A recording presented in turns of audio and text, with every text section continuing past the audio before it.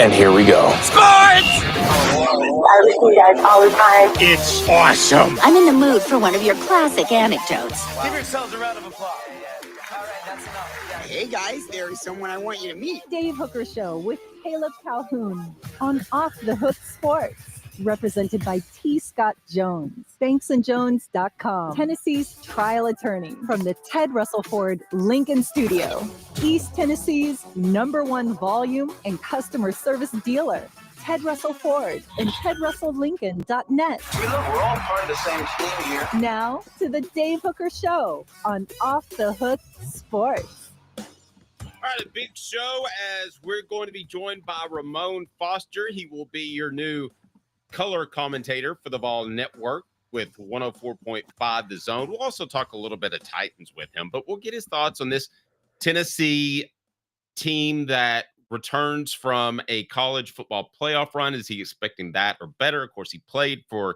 Tennessee, so we'll get his thoughts on that. Also rebuilding an offensive line since he played the offensive line. We'll certainly get his thoughts on that. Tennessee with two huge pickups. That'll be today's tough question as they add a Maryland and Vanderbilt transfer. We'll discuss those. The 4 goals for the Vols' final week of spring camp. We'll get to that. And what Houston and Florida's national title matchup says about the Vols. Well, it says that they're pretty darn competitive because they played those guys 4 times. But that'll be Bank on It, brought to you by Commercial Bank, this day in Tennessee sports history. Gino Auriemma wins another championship.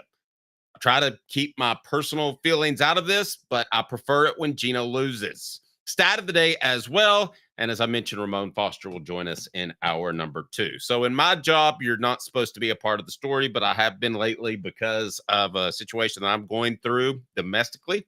I've not handled it particularly well. I apologize. Do not be like me. And I can assure you, you will get better products from me moving forward. And that includes the show and what we're writing on the website. So I apologize for the most difficult time in my life.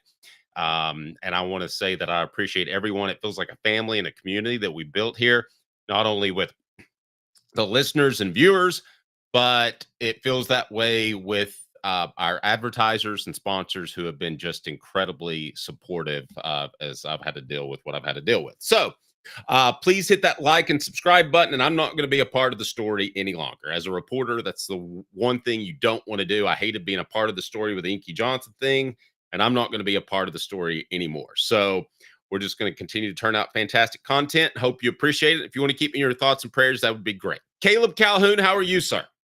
I am good. How are you doing, Dave? Caleb's got another cold. Caleb now knows what it's like to have an infant in the house. Oh my gosh. It's like one after another. Although this one I actually think is just a sinus infection. I think it's just pollen in the air is hitting me bad. But yes, it's like amidst all the other ones, I'm like, yes, I am tired of feeling sick. Yeah. And before we dive into today's tough question, brought to you by Banks and Jones, Tennessee's trial attorney, banksandjones.com. Just your thoughts on Ramon Foster being hired as the color commentator. I think that's a magnificent hire. I was in Nashville at one point. I think we were touring Vanderbilt's campus with my son is what we were doing. And we were driving back home and I got to early in the morning. So I got to hear a good bit of Ramon Foster. Here's a guy that was really quiet initially, Caleb. If you'd have told me he was going to make a living as a talk show host, I would have said, you're crazy. But he has been able to do that. And he's worked very hard at his craft and he's put himself in a position to be a drive time host in Nashville and now with the Vol Network. So good for him. Super all around good guy. I've said it before, offensive linemen, maybe short of quarterbacks, maybe are the smartest football players on the field. So I think Mike Keith, and that's an excellent hire as well, did a great job of going with Ramon Foster.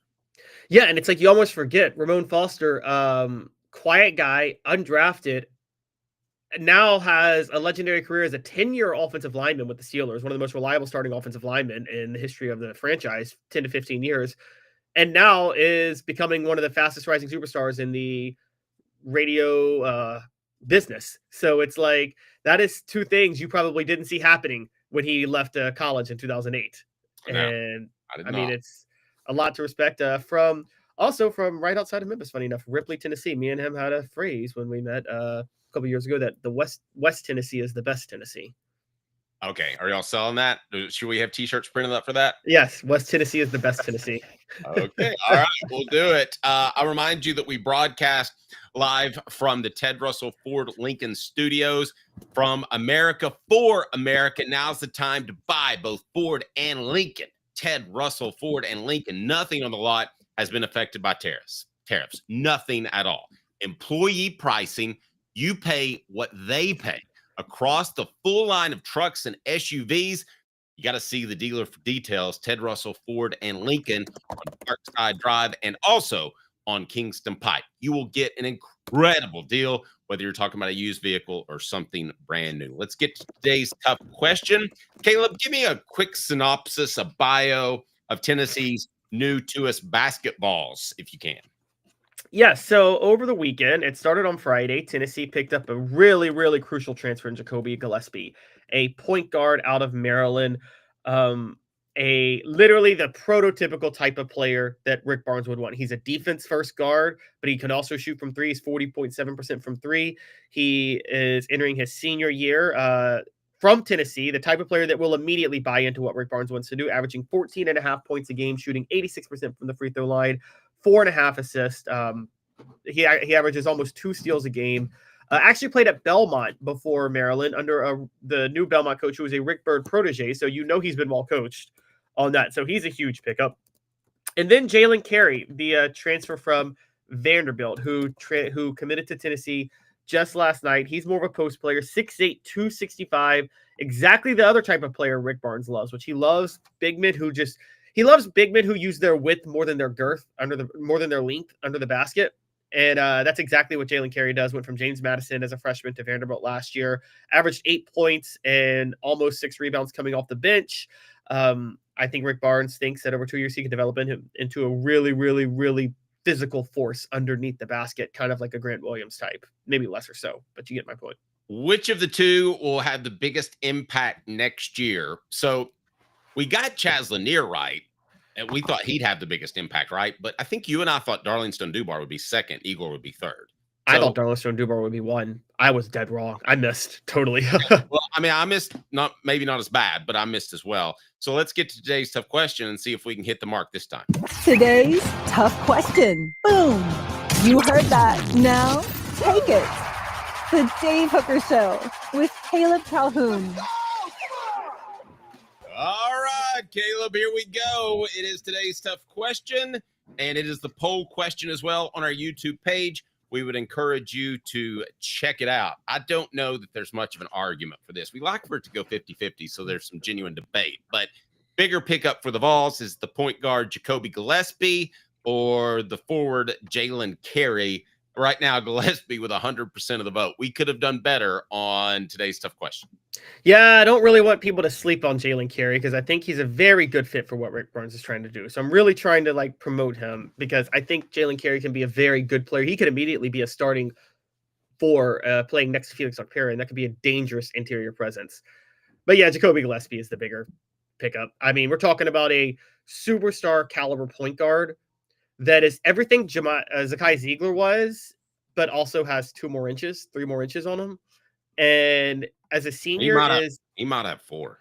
Yeah, he might have 4. That's a very good point. And we also know what it looks like to me.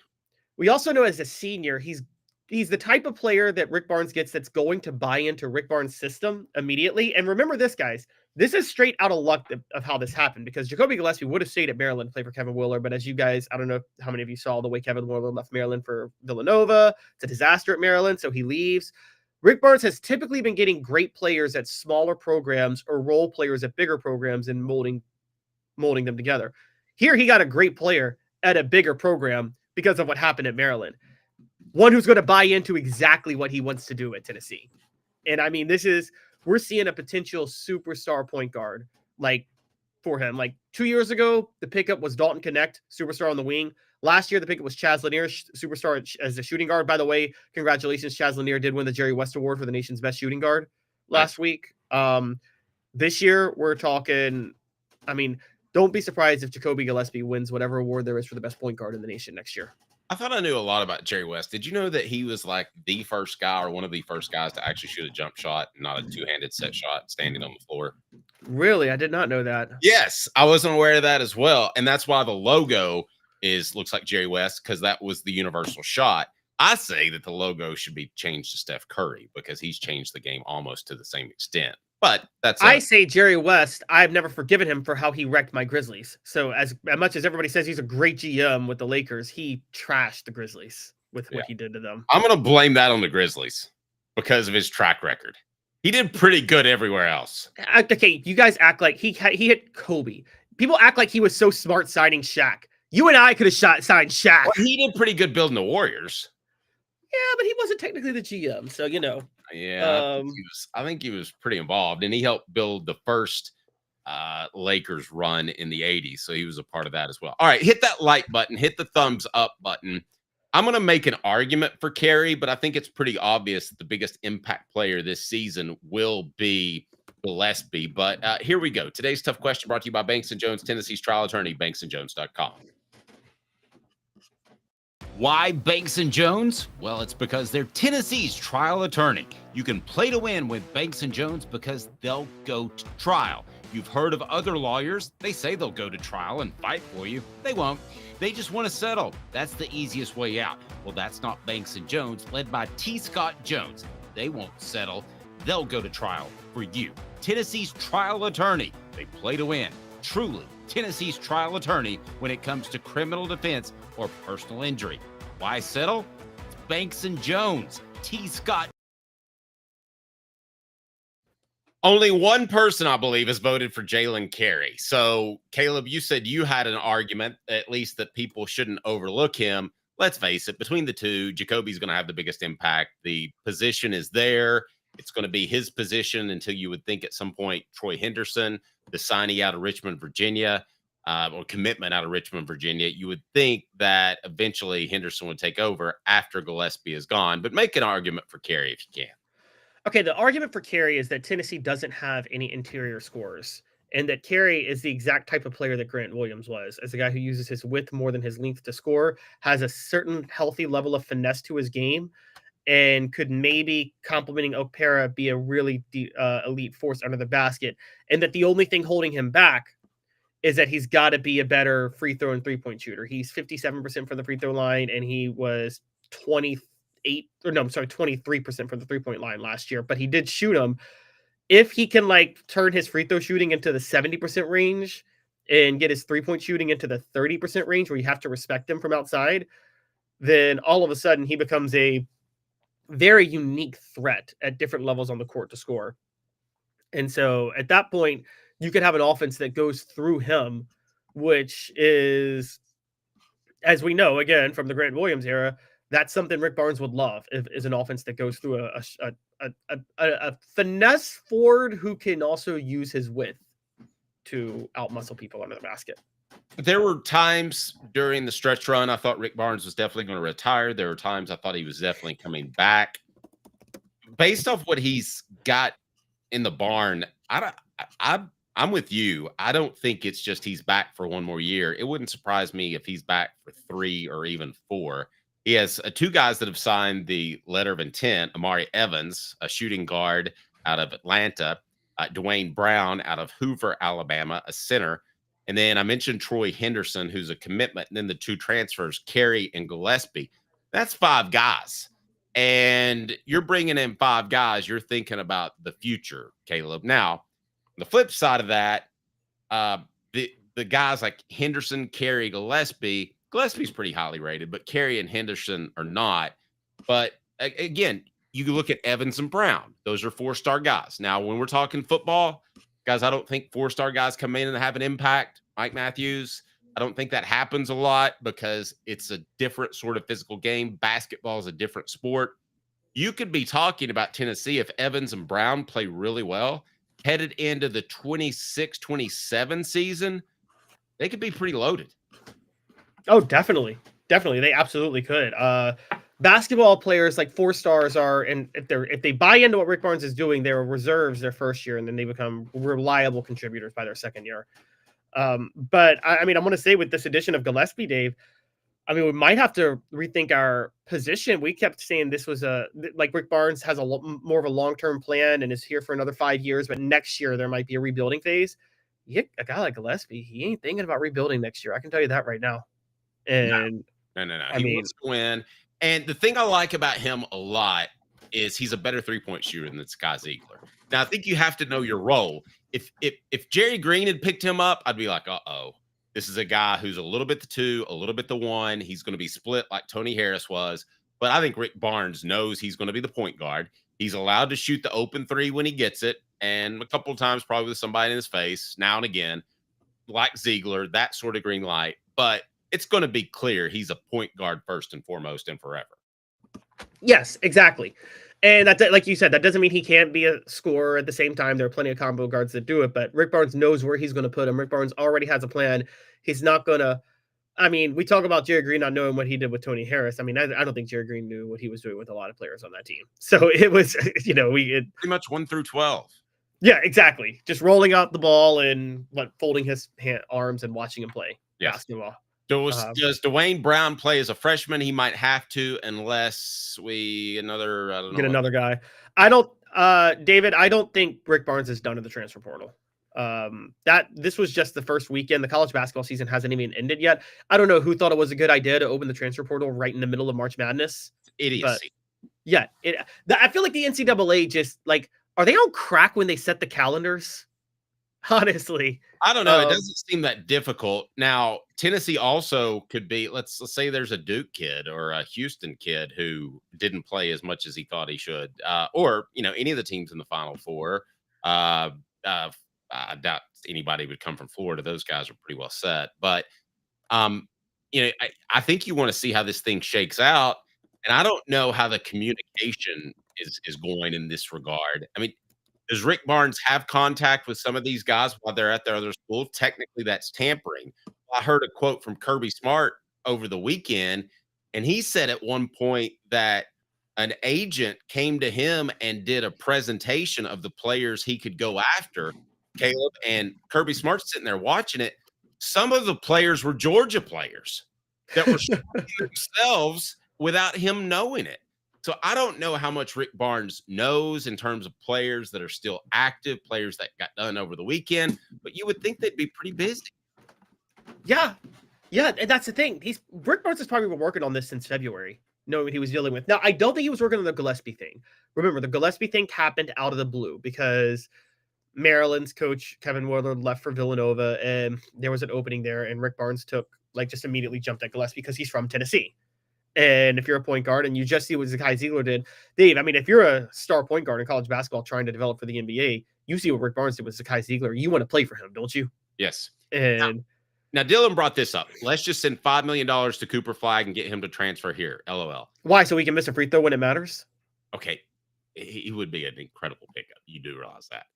I think that's going to happen. I think football powers are eventually going to dole out cash and push we call them mid-majors. I hate that term, but push some of the lower funded programs out. I do believe that's going to happen. I think you will see a football powerhouse, and Caleb, you might have been the first to bring this up. You'll see a football powerhouse throw around their weight and pick up a guy that in basketball can change a program because one dude can do a lot. Yeah, no, I think that's exactly what's going to happen. I mean, throw money at one player, you could go in. I mean, look at Jim Boeheim, one of the most decorated careers in college basketball, and he's got one national championship, and it was just the year he got Carmelo. And it was, I mean, that's what happened.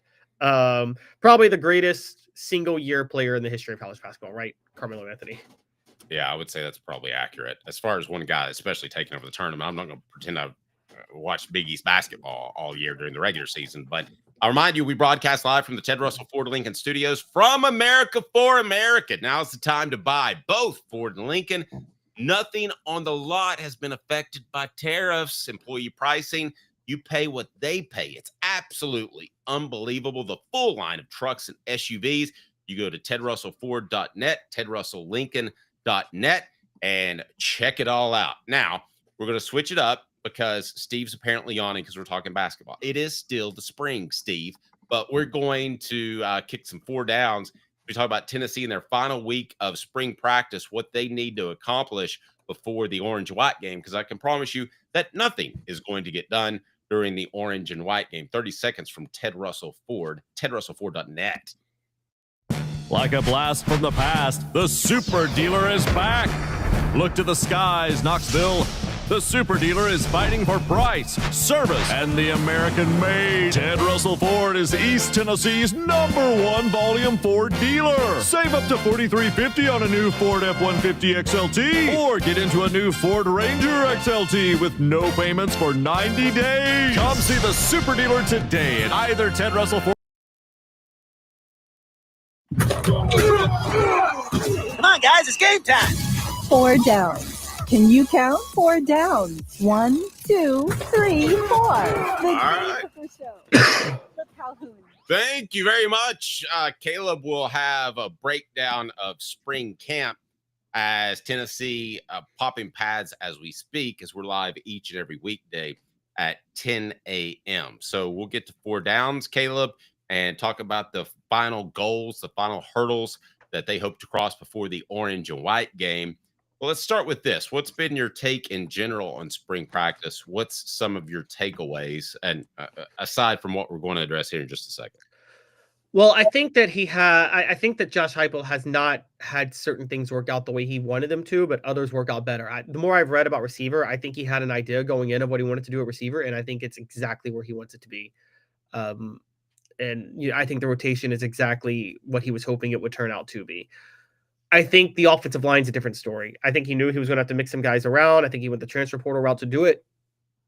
And I think he's kind of not fully happy because who he thought would be plugged in at center and plugged in at left guard and right guard, that's not a guarantee at this point anymore. And so it looks like he's got to work on that.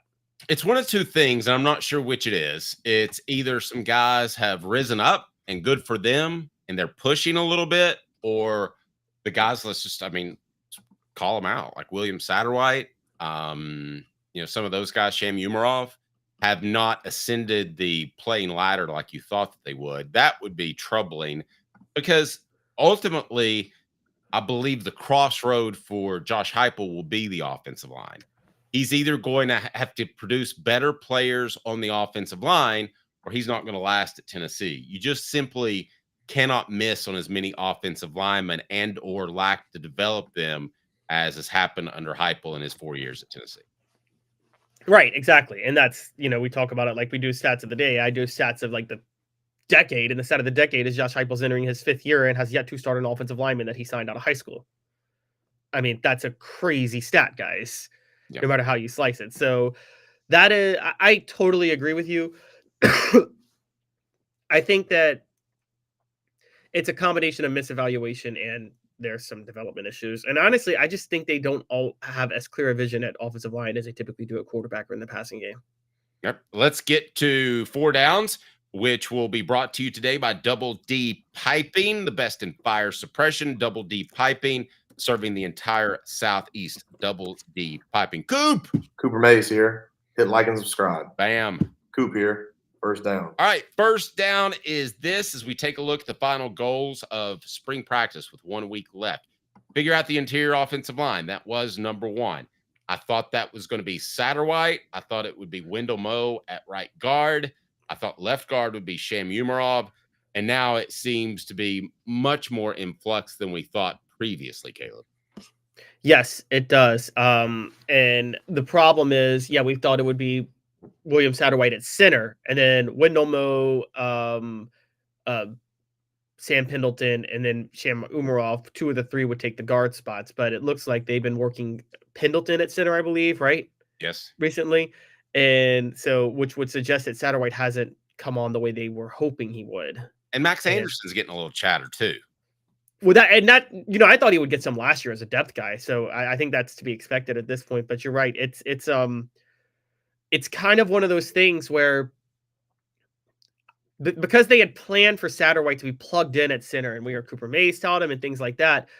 I don't think Pendleton is starting at center because he's just shown himself to be that much better. I don't think they would have even given him a look if William Satterwhite was doing what they hoped he would do. I agree. I think the idea was to put Pendleton at left guard, put Moe at right guard, and ride with Satterwhite moving forward. But don't be surprised from what I'm told if Pendleton does end up holding on to that center spot. That's troubling to me. some people seem to think it's close between Anderson and Satterwhite. I can understand a transfer coming in from a big program like Notre Dame and Pendleton, and he holds a guy off that's an underclassman and pretty much ready to go, but he holds him off because he's 3 years more mature physically. I get that, but the fact that Max Anderson is in the conversation, I think is a little bit troubling. Cooper Mays here. Second down. All right, second down, Coop. You do a great job of introducing that. Establish a backup quarterback. I think that's done. I think it's Merklinger. You think it's? I think it's McIntyre. This is a pretty confident based on people I've talked to. It's going to be Merklinger. Really? Maybe. Okay, let me ask you this. Is it Merklinger because they don't want to give McIntyre the chance to have the case to be the better quarterback than Nico? Oh, I think that would be looking a lot into it. I just think it's having a year head start. I mean, it seems like we're already halfway through the football season, doesn't it? In off season, but in reality, McIntyre's only been on campus for a little bit more than 3 months. Yes, but we heard a lot of things about him coming out. And I like him as a talent better than Merklinger. And I'm not saying that with summer workouts. Listen, skill position players, I've said this before, you can advance up the playing chain as fast as anybody at the skill positions during summer camp. It's every bit what spring camp is for offensive linemen or preseason camp is for defensive linemen. It's an opportunity to make a move. So don't be surprised if McIntyre makes a move. I just don't think it's happened yet. And I don't think that's any indictment of his play. No, I think that even if he were to push, look, I think that there's a belief that I think McIntyre from a raw talent perspective and intangibles is already showing himself to where he could be more endearing than Nico himself. No, I wouldn't argue with that, but I would say this. If we're having the conversation that McIntyre is really pushing Merklinger right now, then you've got a major problem with Merklinger. Don't you? Merklinger couldn't even push Gaston Moore last year. So I think you already have a major problem with Merklinger. So I want to get to Timothy's super chat just real quick because he shares this and says, we pay them to come and they haven't proved a thing. I think let me address that if you don't care. Yeah. I think that's something that's happened in NIL that's good. I think guys are getting like $50,000. David Sanders might get $200,000, and I feel pretty good about those numbers. But you're not seeing guys get Nico money, and you're not going to see that happen anymore until they prove themselves for a year at a school, even if they don't play that much, but they prove they're making it to the meetings on time. They're practicing hard. They have the talent and the ability. Obviously, Nico, after year number 1, could have come asked for more money because he had Tennessee in a lurch. But as a whole, I think that's the way this is going. So I don't feel like Tennessee nor any other school that's competent in NIL is overpaying on the front end anymore. No, I totally agree. And Timothy, I love you, and I appreciate the super chat, but you call us negative Nancy's all the time, and it sounds like you're being the negative Nancy right here. But gosh, Caleb's taking receipts. But he just said it later too. I love you, Timothy. We appreciate everything you do. So, but yes, I agree. I think now there's a little more of pay on the back end and pay on the front end. And by the way, Tennessee's been ahead of that more than most schools. I can tell you this, having covered them to a certain degree on the recruiting trail and things I've listened to, and you're a little more even in tune this than I am, Dave. Tennessee, more than most schools, promises more on the back end than the front end with NIL, don't they? Yeah, but I think Michigan started that. I think Ohio State did that. I think Georgia's going to start to do that. So I wouldn't say they were in the front end, but let's say they're on the crest of the wave. Let's put it like that. Double D Piping, the best in fire suppression services. More areas in which Tennessee needs to address in the final week of spring practice after a quick message from Double D Piping. Double D Piping provides full-service fire protection on any scale. From residential homes to government facilities, we can assist any customer through design, fabrication, installation, inspection, and demonstration of fire suppression systems. With 30 years of service across 5 states and a full staff with over 40 years experience, our quality can't be beaten. Don't get caught watching what you could have prevented. Call Double D Piping. Tennessee center Cooper Mays here.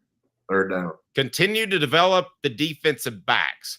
If Jermod McCoy was healthy and a part of this group, would you be concerned about the defensive backs at all, or does he have a ripple effect through the whole crew? Oh, he has a ripple effect through the whole crew. I think one, Tennessee safeties need to have more of an impact early because Jermon McCoy is out or going to be banged up. The cornerbacks need to be able to step up. And then we're talking about Boo Carter. Everybody's talking about the excitement of him being in the slot. But honestly, his role in nickel is much more important with Jermon McCoy out or banged up early. So, I don't think Jermon McCoy was ever the type of cornerback that shut down one side of the field. He's not like a Patrick Peterson or anything like that. I don't know. From what I watched last year, you didn't see him do any of that, did you, Dave? Like shut down a whole side of the field, Jermon McCoy? No, I think he's. To me, that's a really elite cornerback. That's probably what 3 to 5% of the cornerbacks that play. I don't think that happens. Yeah.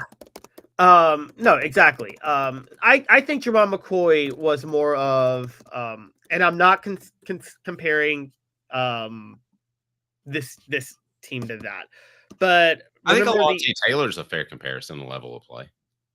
Yeah, Alontae Taylor's a fair one. Also, the way the Legion of Boom was set up with Seahawks, Tennessee secondary was not the Legion of Boom. Not even close. But what I'm saying is, remember, none of those players, Dave, remember the cornerbacks, Jeremy Lane and Richard Sherman, they didn't shut down one side of the field.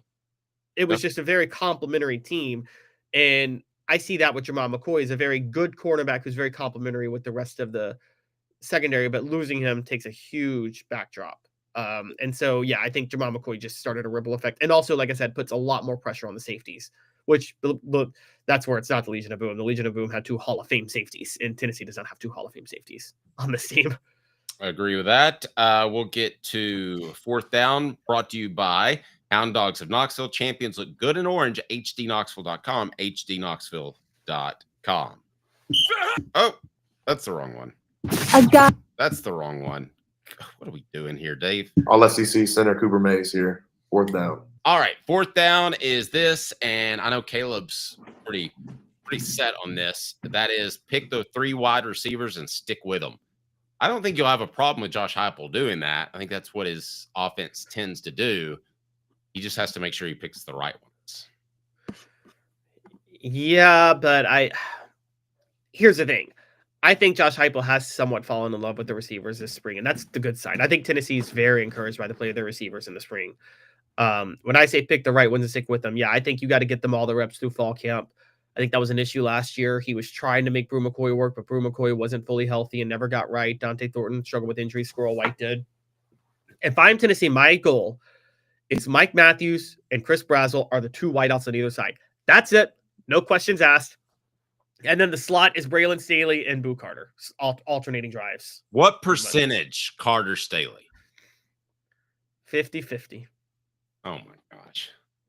It's going to be like 80-20 Staley. No, it's going to be 50. Then Carter's bolting if it's 80-20. Because Deion Sanders is this year. Sorry? He can bolt after this year if he needs to. You can't you can sacrifice a spring camp, but you can't sacrifice a season to make some guy happy because he's going to run to Colorado. Deion Sanders is waiting in the wings for Boo Carter. I am telling you, he's literally got a scout probably sitting outside Neyland Stadium trying to talk to Boo Carter every day.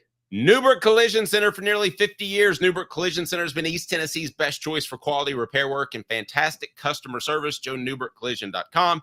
JoeNewbertCollision.com. Stat of the day. Stat of the day. They never lie. Or do they? Stat of the day. The Dave Hooker Show with Caleb Calhoun. Off the Hook Sports. All right, we'll get to that super chat here in a second, Timothy. What's our stat of the day here, Caleb? All right, so for 2 years in a row, a Tennessee one-and-done transfer has won the college basketball award for the best player in the nation at his position. Dalton Connect won the Julius Erving Award for the nation's best small forward last year. Chaz Lanier won the Jerry West Award for the nation's best shooting guard this year. That's good stuff, but do you feel like we're kind of trying to continue the tradition of naming the top players at their own position when in reality – this is turning into pretty much positionless basketball, with the exception of a point guard and a big. Am I wrong? No, you're not wrong. I mean, with the high pick and roll, it's mostly positionless basketball, and even with the big, I mean, even with the point guard is not necessarily totally locked in at one position. But I mean, the only thing that makes they bring the ball up the court. You know what I mean? So repeat that. You went underwater for a second. I said the only thing that makes a player a point guard at this point is if whoever brings the ball up the court. So it's not like there's anything special with that. I agree, but it's still telling what Tennessee's been able to do with transfers. And this is, I wrote about this I wrote about it 2 years ago, that the transfer portal is very conducive to Rick Barnes because of the type of players he's going to get. And he's proving that time and time again. All right. So super chat goes to Quincy Calhoun's college fund. Timothy has this to say. I think they should be paid like us peasants, and it should be across the board, $4,000 a month, and still earn royalty. I'm joking. Well, there does need to be some sort of salary cap. Again, you can only do a salary cap if the players unionize. You can't just arbitrarily. Then otherwise you're violating antitrust laws. Right. And, I do think they'll have to unionize. Right. Now, and the thing with unionizing is, as you know this, Dave, the top players in a sport don't want a union at all, because that opens the door for a salary cap and that hurts their money. So it's, let's talk the NBA for a minute. The players union in the NBA probably cuts about $60 million a year off LeBron James's salary and spreads it across to the lesser players, doesn't it? Like LeBron is probably making less than half of what his market value would call for without the players union. Now, let's get back to Boo Carter for a second. Kevin nailed it. He can have him if it's him over what's best for the team. That's absolutely right. So if let's play this scenario out for a second, and maybe we'll get into this deeper. If Boo Carter isn't happy with the run he's got at spring camp, and I say touch the ball 20 times in the fall, if he's not happy with that and he's upset and he's griping going into December, see ya. I'd be like, go. I mean, you did. Especially with Josh Heupel, who believes in chemistry as much as he does. Yes. You want to dive in this tomorrow? How far should Tennessee bend over backward for Boo Carter? Or just for but the question isn't. The question is tough to answer because it's what promises did they make on the front end? I mean, Dave, you and I mean, let's talk about you blame Mike Shanahan more than Albert Hainsworth for that disastrous of a signing, right? In 2009, because basically Hainsworth was lied to about what his role would be. I think it depends whether or not Albert's listening, but I think it's pretty close to 50-50. But if he's listening, then it's all Shanahan because Albert's big and fast and he could beat me up. Yeah.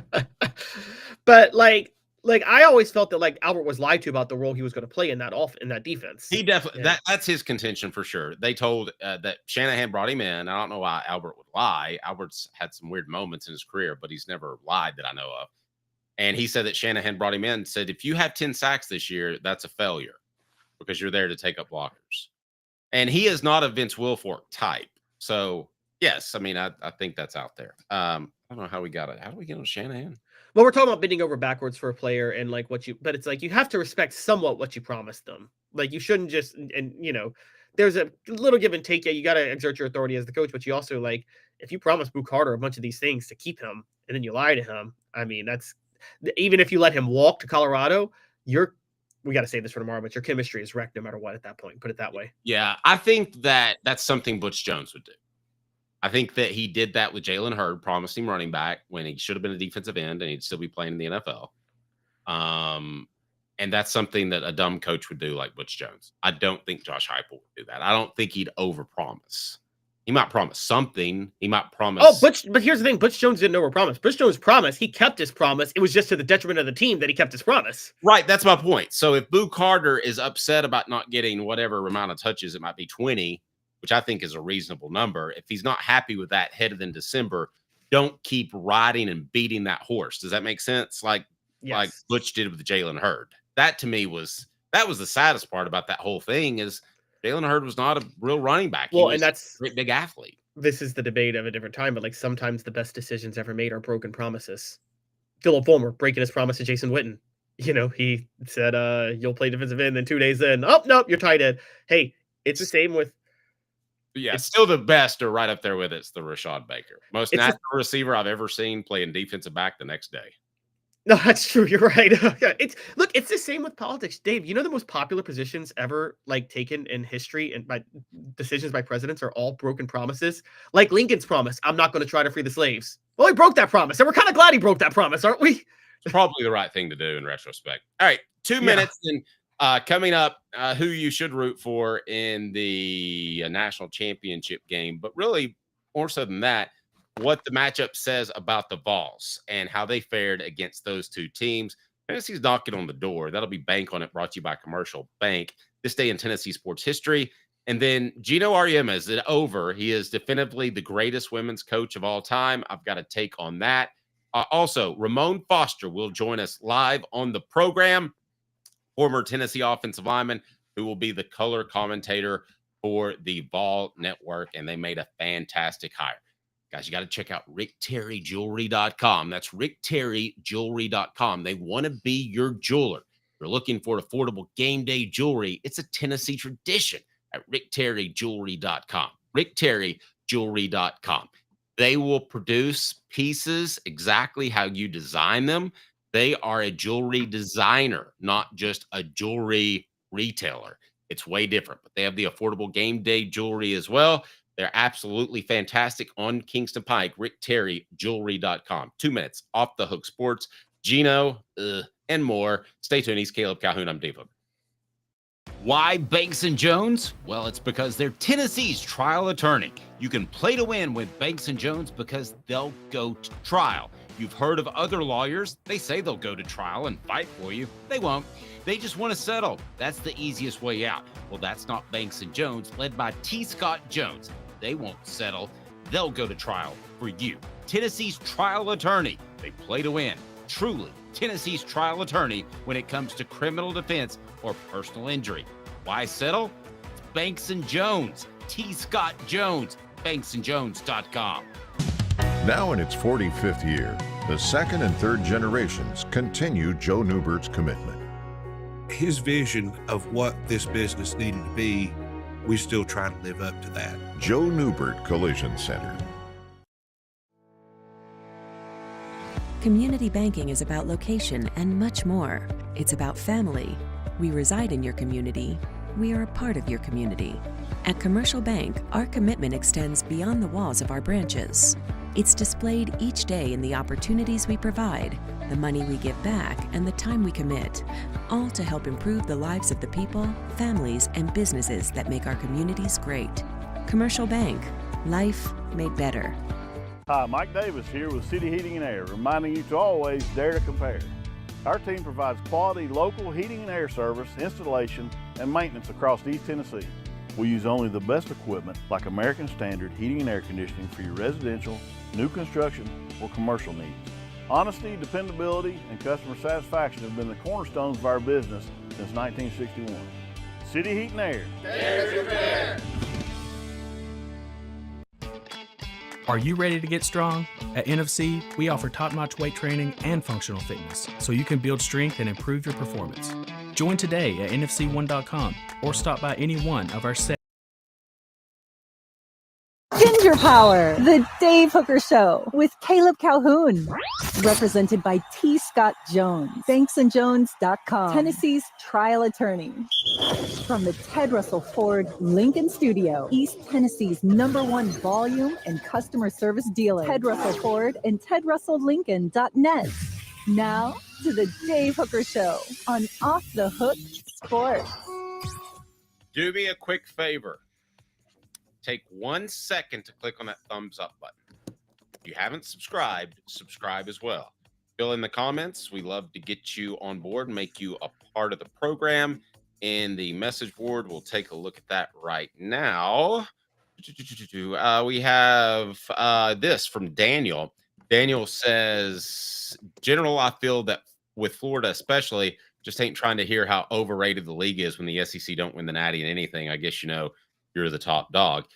Caleb, with the fact that the Big Ten is pouring money into football, it's won the last 2 championships, and maybe are actually spending more money at the top flight schools than in the SEC in NIL. Is there a possibility that 5-10 years from now we're talking about the SEC being a basketball conference? I mean, we're almost there. Now, again, the thing is, we'll talk a little bit more about this one after the game, but like a lot of good coaches and success in the SEC, but not a lot of national championships among these coaches in the SEC. John Calipari is the only one with a national title.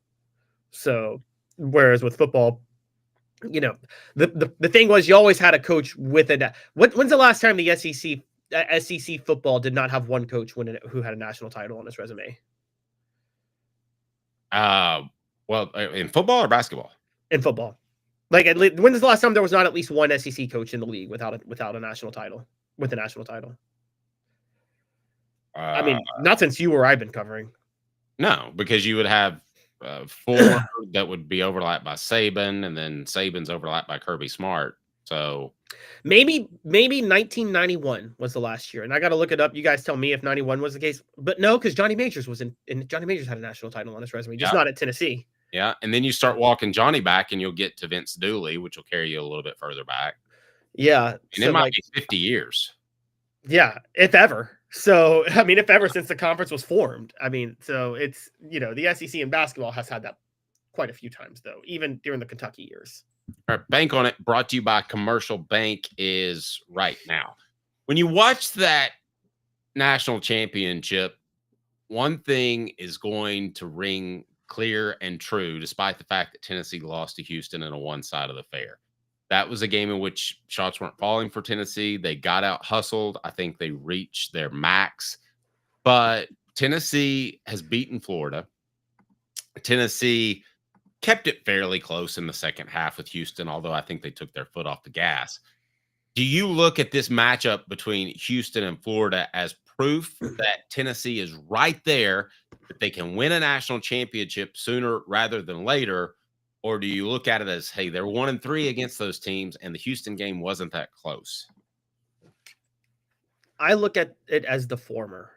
And I look at it as the former because, look, part of those games weren't particularly close because of the personnel they got. Rick Barnes getting this crew to where he got them stood out more than anything like that. And I think he can get better personnel going forward. If you remember, guys, Rick Barnes, this was not the type of team he planned to coach. He planned to have JP Estrella and Cameron Carr during this time. And if he has those two, I think Tennessee could maybe steal one of those games and split of these 4. And they're definitely not getting blown out the way they did in their 3 losses, the way that happened. So I think we're talking about a totally different type of team in that scenario.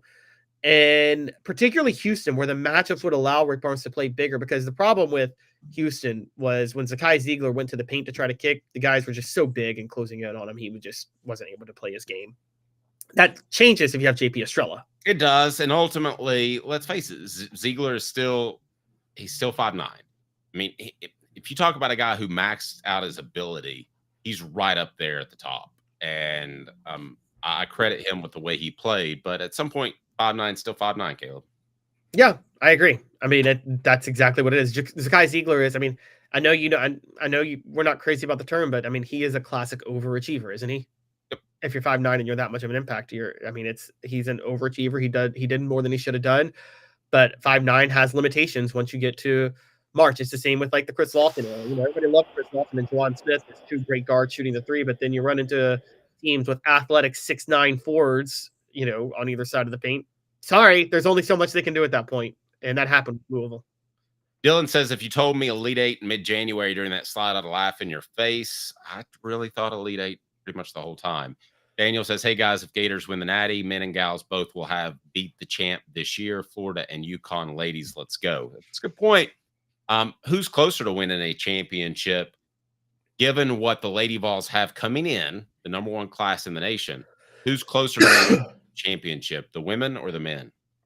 Oh, I'm pretty high on the women on that. And as I've talked about, Kim Caldwell's recruiting is incredible, and also just when you get the personnel Kim Caldwell gets, there's not as many teams that can knock you out as there always will be in basketball. Okay, in men's basketball. Question: who's closer to a national championship, the men's or women's team? Bank on it. It's the men. Caleb, what do you think? And brought to you by Commercial Bank. Commercial Bank is your neighborhood bank. What makes us different from other banks? We understand that every customer has unique opportunities, challenges, and financial concerns. We don't expect you to fit into the same box as the next person or business. Whether it's purchasing a home, saving for your child's future, or planning for your next vacation, we're with you every step of the way to navigate life's big decisions. Guys, Daniel says Kim is closer. Yes, agreed, Caleb. No. Now, I will give you this. If this was women's basketball 20 years ago, when there were only 3 or 4 teams that could win a national championship, sometimes just 2, then yes, I would think she's going to be knocking on the door pretty quick. Just has to get one upset and she can win it. But no, it's the men. I mean, you look at Rick Barnes and the amount of success that he has. He was pretty close to advancing to the Final Four this season. No. I mean, it sounds good and it's nice to project, but Rick Barnes is a lot closer than Kim Caldwell next year, and as long as he's the head coach. Look, I think Rick Barnes is a lot closer than many people think he is. And I think this national championship game is evidence of that. And I've been high on Rick Barnes from the start. But Dave, no, it's not about, this is no knock on Rick Barnes. You are underselling what Kim Caldwell has coming in.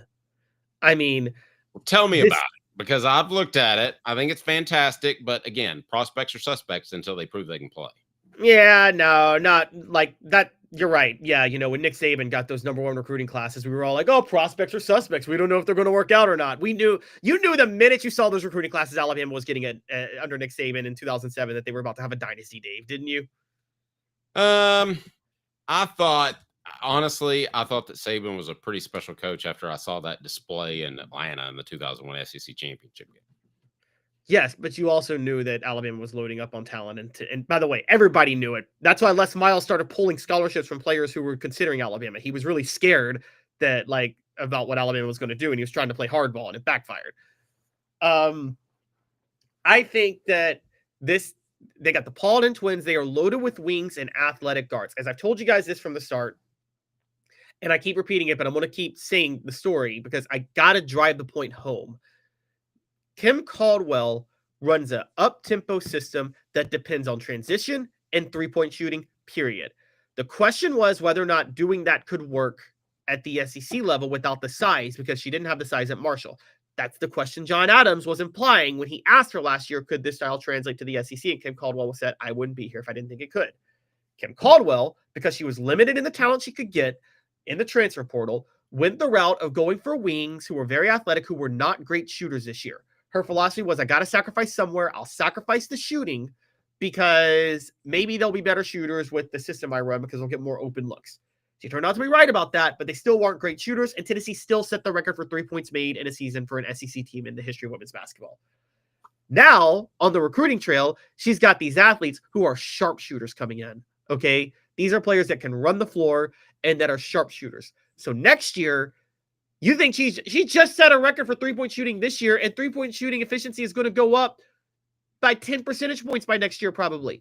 This team's going to be insane. It is the Golden State of women's college basketball. I'm talking about the prime Steph Curry Golden State of women's college basketball. This team is about to be incredibly good. I honestly think they could win the national title next year.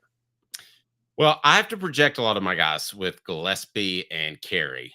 But I'm going to say that in Rick I trust when it comes to the transfer portal, because I thought that he'd be totally antiquated and that he wouldn't be able to handle old dog, new tricks, all that stuff.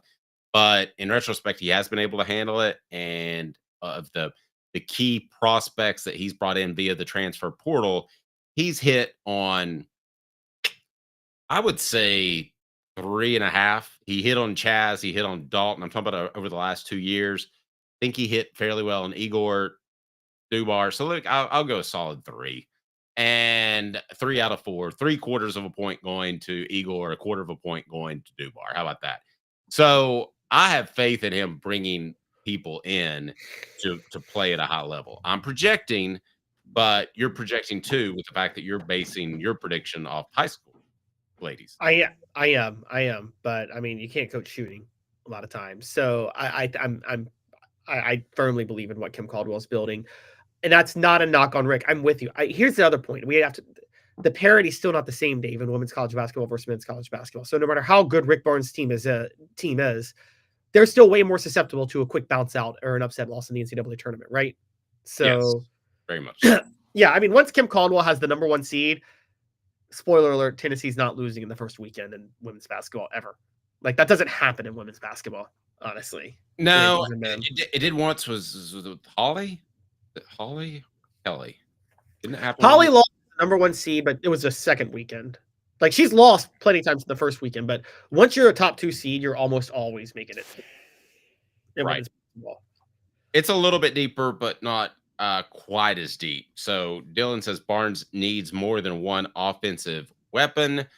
last 2 years, it's been DK and Chaz. Well, he tried. I mean, Dubar was supposed to be the guy. We mentioned it was a personal issue we don't really want to get into, but yeah, Dubar had a personal issue. And then with Estrella and Carr leaving, Igor couldn't play his game the way he wanted to in spacing, so it was definitely limited. And I would also add that I would consider Zakai Ziegler an offensive weapon this past year because he was.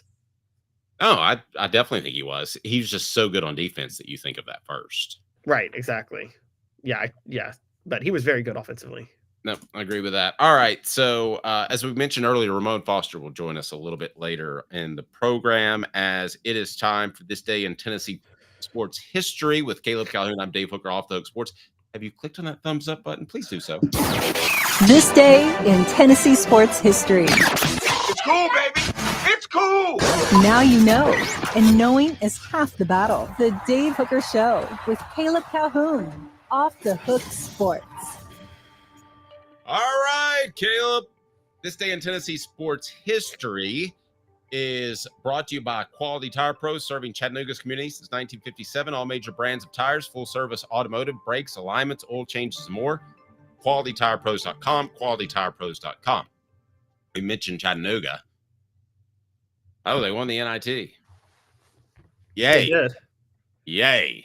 They had like a big celebration and stuff. It essentially means you're the 69th best team. 69th best team. Yeah. All right. So what do you got? Sorry. I'm sorry. Messed up. On this day, it's funny, we were just talking about it. It's the 1-year anniversary of when Tennessee hired Kim Caldwell today. They hired her today a year ago. No one saw her coming. People thought that Danny White was going to go with Corey Close at USC, maybe look Jeff Walsh again, somebody like that, and went straight for the younger star at West Virginia. Look, I think, and I don't blame him for this, we've talked about this, Dave, when you're shooting it, when you're an athletic director and you trust your hiring abilities, I think you do try to shoot a little bit on the cheaper end for a non-revenue sport. And I think one of the selling points for Kim Caldwell was where she came was she was cheaper than the other coaches he was looking at. Yeah, like if you hire for the football program or the basketball program, you want them to be like 80% established, right? You want to know exactly what you're getting. But if you're hiring for one of the non-revenue sports and you can bring people up and have them improve under your watch so you get a better deal because you're losing money essentially in most of these non-revenue sports, and the Lady Vols are still that. They were breaking even after the football team cut them $1 million check back in the day. So I'm sure that this is not much better. It's just not, you're just not going to make money. So Caldwell was what? 50-60% established. I mean, it was a roll of the dice. It was a roll of the dice. But it was a huge roll of the dice. It was a solid roll. It was a solid roll. It was. You ever play craps? I do not, but I know it. All right. Well, I like to put down on the 6 and the 8 when we're rolling because that's the numbers that are most likely to get called. So I feel like that's a solid bet. Now, it doesn't mean I'm not going to crap out, but I think it's a solid bet. No, yeah, I totally agree. By the way, I need to correct myself. Corey Close is at UCLA. Lindsey Gottlieb's at USC, who is being targeted. But yes, I agree. Kim Caldwell was a solid role. And by the way, we forget this. Because of how toxic the football program was, Danny White had to do a roll of the dice for the football program with the Josh Heupel hire, didn't he? To a certain degree. But it was solid. It was the 6, 8, and craps. Yeah, exactly. Yeah, it was a solid gamble. Let's put it that way. And really, if you go get a guy like, and I know he wasn't a part of this one, but with more coaching experience, like Shiano, for instance, I mean, there's a glass ceiling with a guy like that too. If he was that great of a coach, he would have already gotten a better opportunity. Yeah.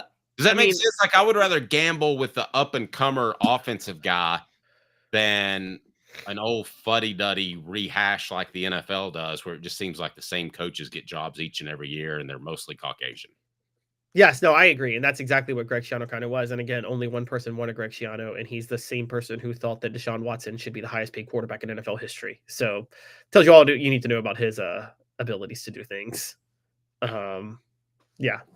I don't know who I could be talking about. I'm a really nice guy, so I'm not going to call his name out. I've never called him out before. Never. He would not do that. I want to remind you that Commercial Bank member FDIC, life made better, cbtn.com, cbtn.com. In 2 minutes, we're going to jump into Geno and what that means for Tennessee. Also, and Pat Summitt's legacy. Is she by far the second best coach in women's college basketball history? We'll discuss. Ramon Foster will join us as well. He is the new color commentator for the University of Tennessee and the Vol Network when it comes to football. I think Ron Slay or Steve Hamer. That's who I want to get the basketball job. We'll see what Mike Keith has to do. Fantastic hire. 2 minutes off the hook sport. It's a new year, a new day, and Ted Russell Lincoln has an exciting new offer to share.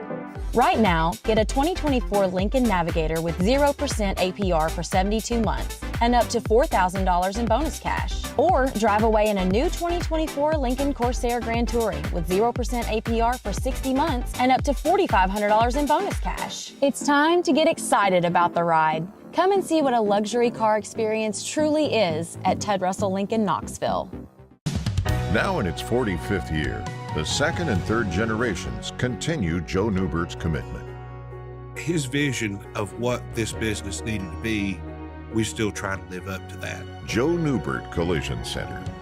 Having been in the jewelry industry for a long time in the Knoxville community, I saw a need for a jeweler, a real jeweler. Our ability to do these designs has really been based on the customers bringing new things in and challenging us as a store. Our goal is not to tell anybody what they want. Our goal is to listen to what they want and then help them get there. Schedule your consultation today to get your special someone the perfect custom gift just in time for the holidays. Hi, Mike Davis here with City Heating and Air, reminding you to always dare to compare. Our team provides quality local heating and air service, installation, and maintenance across East Tennessee. We use only the best equipment like American Standard heating and air conditioning for your residential, new construction, or commercial needs. Honesty, dependability, and customer satisfaction have been the cornerstones of our business since 1961. City Heat and Air. Dare to compare. Double D Piping provides full-service fire protection on any scale. From residential homes to government facilities, we can assist any customer through design, fabrication, installation, inspection, and demonstration of fire suppression systems. With 30 years of service across 5 states and a full staff with over 40 years experience, our quality can't be beaten. Don't get caught watching what you could have prevented. Call Double D Piping. Frank, like the name, but serious or something. The Dave Hooker Show with Caleb Calhoun, represented by T. Scott Jones, banksandjones.com, Tennessee trial attorney. From the Ted Russell Ford Lincoln Studio, East Tennessee's #1 volume and customer service dealer, Ted Russell Ford and TedRussellLincoln.net. Now to the Dave Hooker Show on Off the Hook Sports. Being called racist against Caucasians, even though I'm a Caucasian, on the message board. First, it was a joke, but 2, it was true, because there's a little bit of truth in every joke. And for the better part of my lifetime, it's changed over the past 5, 7, maybe 10 years, but the same 6 guys seem to get rehashed as coaches in the NFL and get one job after another, and they mostly were Caucasian. It's a fact. Am I wrong on that, Caleb?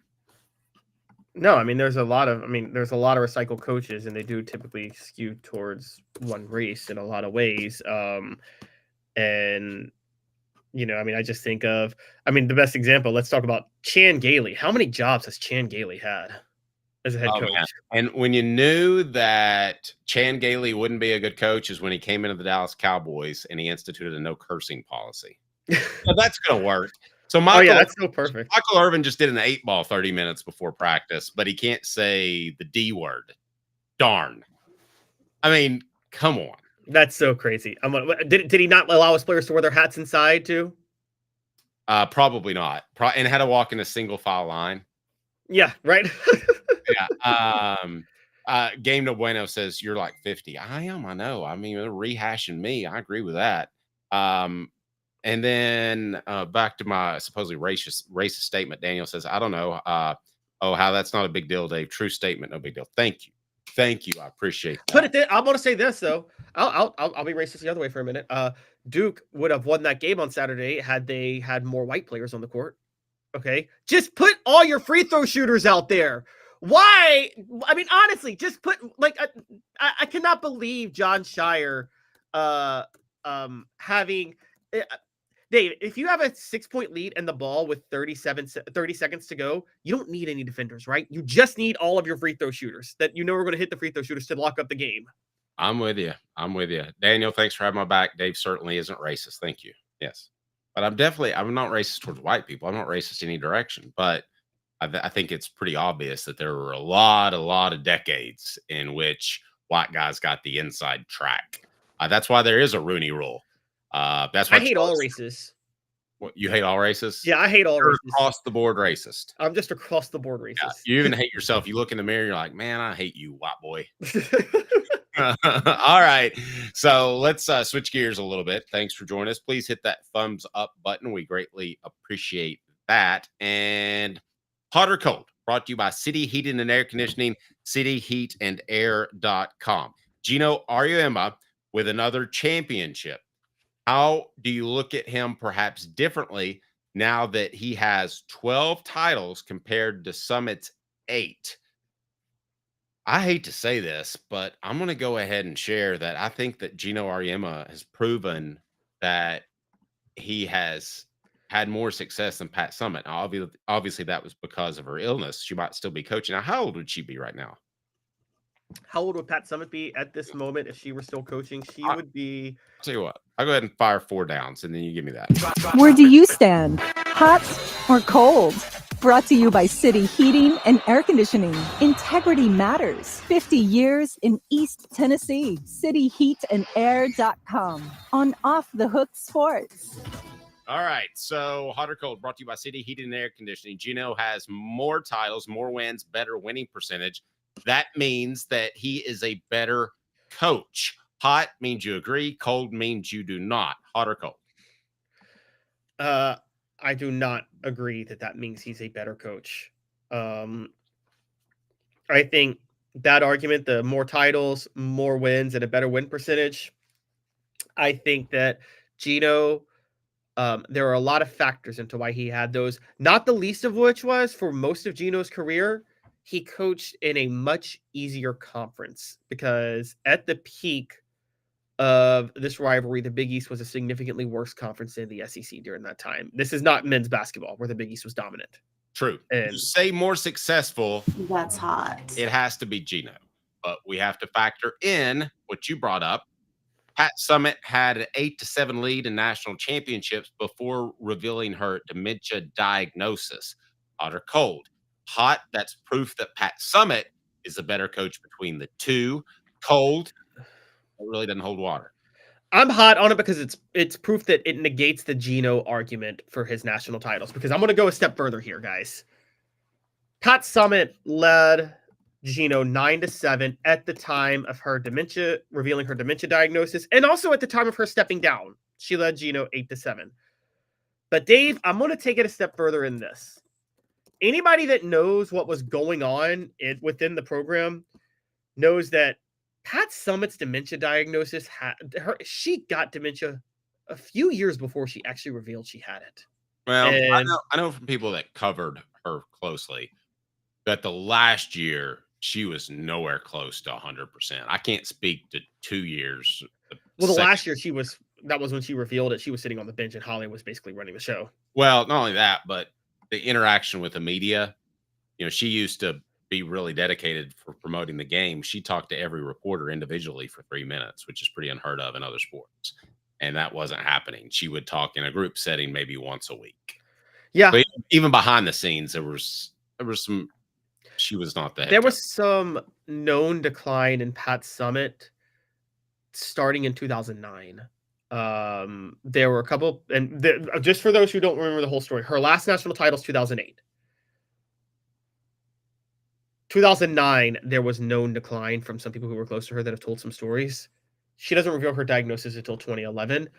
It is pretty much well established that her final 4 years of coaching, which were the final 4 years after she won a national title, they never made it back to the Final Four. She probably was coaching all 4 years with dementia. We only know that she was coaching the last year.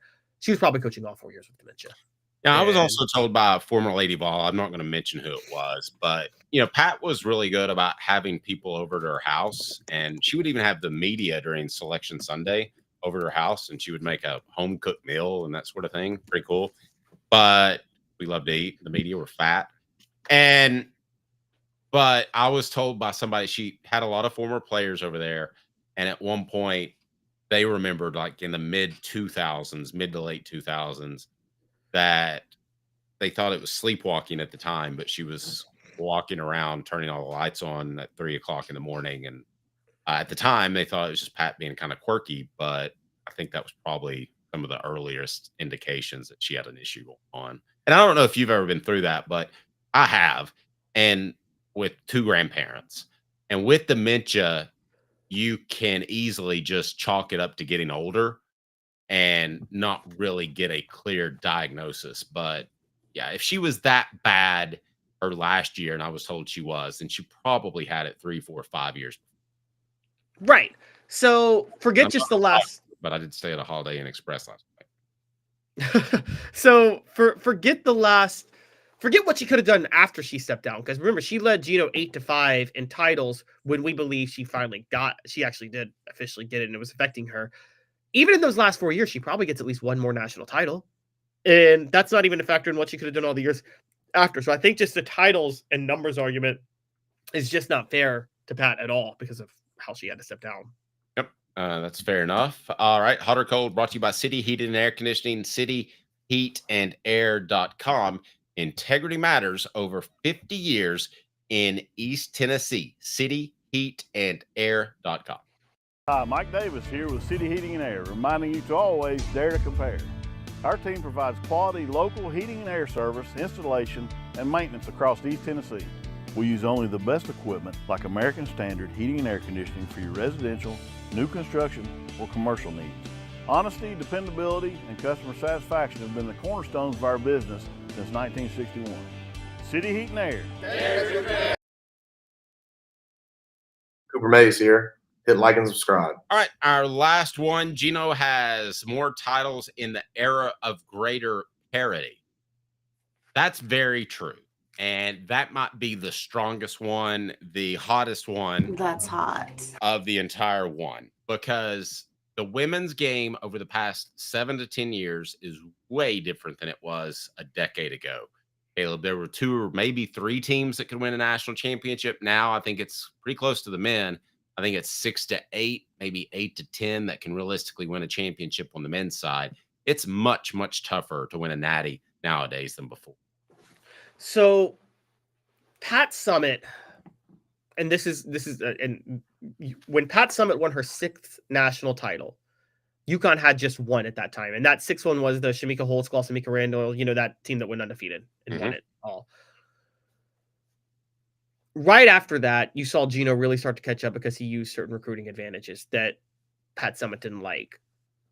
That's when he ended up winning 4 more. And then Pat Summitt got Candace Parker and then won 2 more to go up 8-5. Afterwards, she really wanted Maya Moore, and then she canceled the series with UConn because Gino used ESPN connections to get Maya Moore. Now, this is the best argument I would say in favor of Gino over Pat is the sense of, we talk about the era of greater parity. Gino really embraced new times in recruiting and kind of helped create them. And Pat really had a very strong feeling about how recruiting in women's basketball should be. And I think it was to the detriment of the Lady Vols to a degree. But Dave, I'll also add this. I'm not sure how much parity when Gino was really at his peak really existed in women's basketball. If you remember, UConn had a monopoly on recruiting for a long time. I mean, a really long time because of the ESPN tie. And by the way, as we know, a long time. I mean, I felt like Maya Moore was significant and they beat Pat out for her. And there may have been a handful of other players, but I never felt like that UConn had a huge upper hand on the Lady Vols in recruiting. Did you? Not for an extended period of time. I actually do. And I think it I think it started the minute, I don't know the exact year, but ESPN invested heavily in the women's NCAA tournament before women's basketball was a profitable thing. So ESPN carried it I think it was like the late 90s was when they started carrying it. I don't remember the exact year, but it was, you can track it from right when ESPN started carrying the tournament to right when UConn really started recruiting well. And not only did they carry the tournament, Dave, ESPN consistently hired former UConn players to be analysts because it was right there, just the Bristol connection. And Gino used that to his advantage superbly. So from Pat Summitt's last national title in 98, until her retirement, Gino out-recruited her. The only time he didn't was when she landed Candace Parker, and he didn't. And by the way, Gino has been bitter against Candace Parker to this day over that. But he consistently out-recruited Pat Summitt for the best talent. And they had that monopoly. I'm going to go all the way through 2016. Now, it changed after that. That the increase in the women and interest in the women's game, you see what's happened. Dave, this is Gino's first national title in 9 years. Okay? The reason it's taken that long is because there is an increased interest in the women's game. He doesn't have the monopoly anymore. And also, ESPN is not the giant in sports that it once was because of cord cutting and streaming. Well, yeah, I don't think that going to ESPN has really any draw any more than going to the Twitter headquarters. Yeah. With you. David says conspiracy theory, but I think ESPN funneled money to the school to propel up the women's basketball for the network since Tennessee was the only school dominated. I don't know if they funneled it. No, they didn't funnel. They opened it wide open. Gino Auriemma pushed the ESPN connection. Like Tennessee has its own advantages. The Women's College Basketball Hall of Fame is in Knoxville. Gino was just, he was smart in how he did it. I don't blame him for it. I mean, anybody else would do it if they had that advantage right there. And Gino, I don't think Pat would have.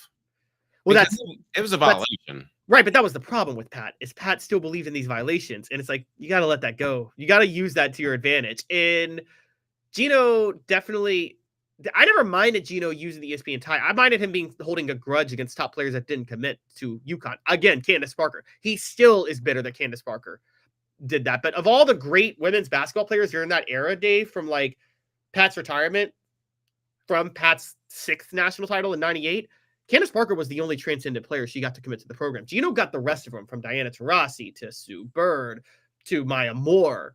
You're right. And then Breonna Stewart later. I mean, he consistently was getting them. And I think Gino was going out of his way to use UConn's ties to ESPN, and ESPN was happy to reciprocate. I don't think Pat Summitt was doing that as much as Gino was. I mean, she did some. Pat Summitt was trying to promote, put it this way, and this is the best way to say it, Dave. Pat Summitt was trying to use ESPN to promote the women's game as a whole. ESPN, Gino Auriemma was using it to promote UConn. I will get to a couple comments on the message board, but first, wrap us up with that poll question we had earlier, and there's a new one if you can share that with us. Should Pat have cheated more like Gino? Sorry, no, integrity matters, and yes, get the players. And what was our last poll question? Where did that end up? Which Tennessee basketball program is closer to a national championship? 64% say women, 35% say men. Dave, I'm going to push back. Go ahead. I'm going to push back on the should Pat have cheated more like Gino. Did Gino really cheat, or did he skirt the rules in a way that Nick Saban would have skirted the rules to get his best player? Cheating. You can't take a player off campus to media conglomerate. I mean, yeah, but like, what type of violation are we talking here? You know what I mean? I think it's a slap on the wrist the first time. I think it's essentially what Bruce Pearl did. As long as you don't lie about it, then you're fine. Dylan says, I think there's a level of comfort with women learning under another woman that there isn't with a guy like Gino. Well, I don't think that Gino's ever going to do a Tyler Summit or anything. No. Gino's. I don't like Gino Auriemma for a lot of reasons. I don't think he's ever pulled a Tyler Summit, guys. Not even close. I think best way to produce players is have your own. Yeah. I've got a new recruiting style. What is it? Missionary. Go ahead. Oh my gosh. Wow. Okay. So look, Gino, we're going about, there's reasons to criticize Gino. His recruiting methods with ESPN is not one to complain about. And look, I'm sorry, guys. Pat Summitt was wrong for canceling the series. I don't know if you guys noticed this. Here's why UConn got the monopoly in recruiting, Dave. Pat Summitt was making a comeback because she was, let's tell the full story here. Gino started to get a monopoly on recruiting because of the ESPN tie. Pat Summitt was actually making a pushback because she landed Candace Parker. Okay. So Pat Summitt was starting to even the playing field even in that era. What does she do? She nixes the series with UConn. That gives UConn the full monopoly on recruiting when it's just the Lady Vols and UConn during that time. Okay. So basically what could have been a split of talent between the Lady Vols and UConn all went to UConn. And then they went on an insane run in the early 2010s. That's not even close, where they won 4 straight national titles, had 3 undefeated seasons. I mean, I'm sorry, but it's just like I think Pat made a mistake canceling that series. I do. I think she made a huge mistake canceling that series. And I think it hurt Tennessee more than it hurt UConn. I think the last part I would agree with, that it hurt Tennessee more than it hurt UConn. I don't think she necessarily made a mistake because she stood on her integrity, and I appreciate that. David says it's improper benefits like Pat taking a recruit to Dollywood, Caleb. Well, but okay, let's be for realsies here for a second. Could Pat not take players to the Women's Basketball Hall of Fame? I mean, how different is that? She could. She chose not to, was my understanding a lot of times. Okay. Well, I mean, that seems like that would be analogous, would it not? It would. It would. And I think it was a mistake to not do it. I mean, this is the thing.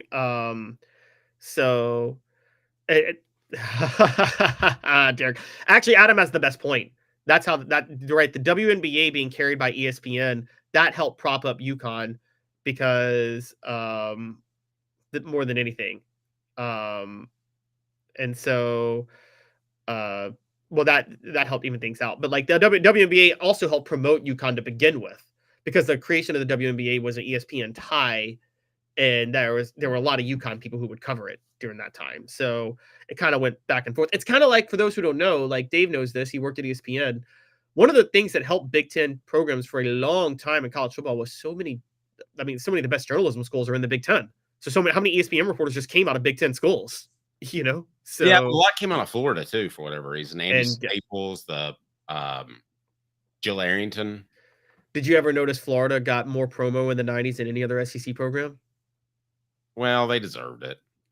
I mean, I'm just saying. I mean, they did, but I also think that Florida got look. First of all, let's call it what it is, just to go way off on a tangent. Everybody loved an interview with Steve Spurrier. Him and Bobby Bowden, those were the two best interviews. Are those the two best interviews in college football history, Dave? Those two guys? They're pretty good. They're pretty good. They're very honest. Yeah, they're pretty good. Yeah, you can't beat those two. So I would say that, like, and Jimmy Stack has a great point. Tyler was the head coach at Louisiana Tech, once the powerhouse of women's basketball. Yeah, there's no Louisiana Tech anymore. Those schools don't exist in women's basketball. Louisiana Tech will never have a women's basketball power again. Like, that's just a thing. Well, I wouldn't totally rule that out. Why are you completely ruling that out? Because women's basketball is going the route of men's and college football, where the blue bloods are going to be in the power conferences. Louisiana Tech is not going to be in the power conferences. And they were the biggest rival with the Lady Vols in the 80s. Ramon Foster, Tennessee's newest broadcaster, will join us here in just a moment. He'll be the color commentator for the Ball Network. We'll discuss some Tennessee Titans as well, what he thinks of the University of Tennessee rebuilding their offensive line, replacing 4 starters. The show represented by Banks & Jones, Tennessee's trial attorney, banksandjones.com, broadcasting live from the Ted Russell Ford Lincoln Studios, tedrussell.net. Sorry, tedrussellford.net, tedrusselllincoln.net. Off the Hook Sports. Hit that thumbs up button. 2 minutes, actually, Off the Hook Sports. Like a blast from the past, the Super Dealer is back. Look to the skies, Knoxville. The Super Dealer is fighting for price, service, and the American-made. Ted Russell Ford is East Tennessee's #1 volume Ford dealer. Save up to $4,350 on a new Ford F-150 XLT, or get into a new Ford Ranger XLT with no payments for 90 days. Come see the Super Dealer today at either Ted Russell Ford location, Parkside Drive, or Kingston Pike. Sports Treasures in North Knoxville is one of the South's largest sports cards and memorabilia dealers, featuring over 10 million sports cards from vintage to modern. Sports Treasures carries a full line of hobby boxes, singles, autographed memorabilia, Tennessee Vol collectibles, fan cave decorations, and so much more. See a museum full of collectibles at Sports Treasures, 4819 North Broadway in Fountain City, and Sports Treasures on Facebook. Sports Treasures, where the real sports fan goes to shop. Community banking is about location and much more. It's about family. We reside in your community. We are a part of your community. At Commercial Bank, our commitment extends beyond the walls of our branches. It's displayed each day in the opportunities we provide, the money we give back, and the time we commit, all to help improve the lives of the people, families, and businesses that make our communities great. Commercial Bank, life made better. Double D Piping provides full-service fire protection on any scale. From residential homes to government facilities, we can assist any customer through design, fabrication, installation, inspection, and demonstration of fire suppression systems. With 30 years of service across 5 states and a full staff with over 40 years experience, our quality can't be beaten. Don't get caught watching what you could have prevented. Call Double D Piping. Cooper Mays here. Hit like and subscribe. Frank, like the name, but serious or something. The Dave Hooker Show with Calhoun, represented by T. Scott Jones, banksandjones.com, Tennessee's trial attorney. From the Ted Russell Ford Lincoln Studio, East Tennessee's #1 volume and customer service dealer, Ted Russell Ford and TedRussellLincoln.net. Now to the Dave Hooker Show on Off the Hook Sports. Did you see where Todd Helton extended his stay in Denver to watch Chase Dolander's debut? I did not. He did that? Yeah, it's been reported that way by the MLB Twitter page. He lives in Denver. So why would they say maybe he was scheduled to go somewhere else, but like... Yeah, I don't know. He's scheduled to go to a Morgan Wallen concert somewhere. But instead, he hung out there. I mean, he has like a 400-acre ranch. Extending your stay means you might need to herd some buffalo or something like that. Click that thumbs up button. We greatly appreciate that. Ramon Foster will join us here momentarily as he is the new color commentator for the University of Tennessee. What's your favorite color commentator of all time, Caleb? Oh, my favorite color. Any sport. I'm going to go ahead and nominate, and then we'll make this a poll question. By the way, the latest poll question, is this. Should Pat have cheated more like Gino? 100% say no, integrity matters. And the others say yes, get the players. All right, so I'm going to go with John Madden as #1, and Troy Aikman's going to be on there as well because I'm setting up the poll. Oh, Tony Romo is better than Troy Aikman as a color commentator. No, he's not. Yes, he is. Those he has crystal blue eyes, they look right into your soul. Really? Really? By the way, Tony Romo might have been a better quarterback than Troy Aikman too, and I know that'll make Dave's head explode. But that's idiocy. I think you and I could have won a Super Bowl with those Cowboys teams as a quarterback in the early '90s. Okay. What do you got? I'm going. Okay, so should we throw Dick Vitale in there? Yeah, we're going to open up to all sports. Yeah, we got to open it up to all. Well, maybe we could keep it in football, but well, no, it's good. John Madden, Dick Vitale. I won't put Troy in there. Who's another one? How about hello? This is Charles. Do we want to put Charles Davis in there? I don't know as established yet. I'm rooting for Charles Davis, but I can't go with Charles Davis yet. What about Todd Blackledge? I'm a huge fan of Todd Blackledge. Okay, let's put Todd Blackledge in there. And then, oh my gosh, who was on Monday Night Football with Frank Gifford, now Michaels? Chris Collinsworth?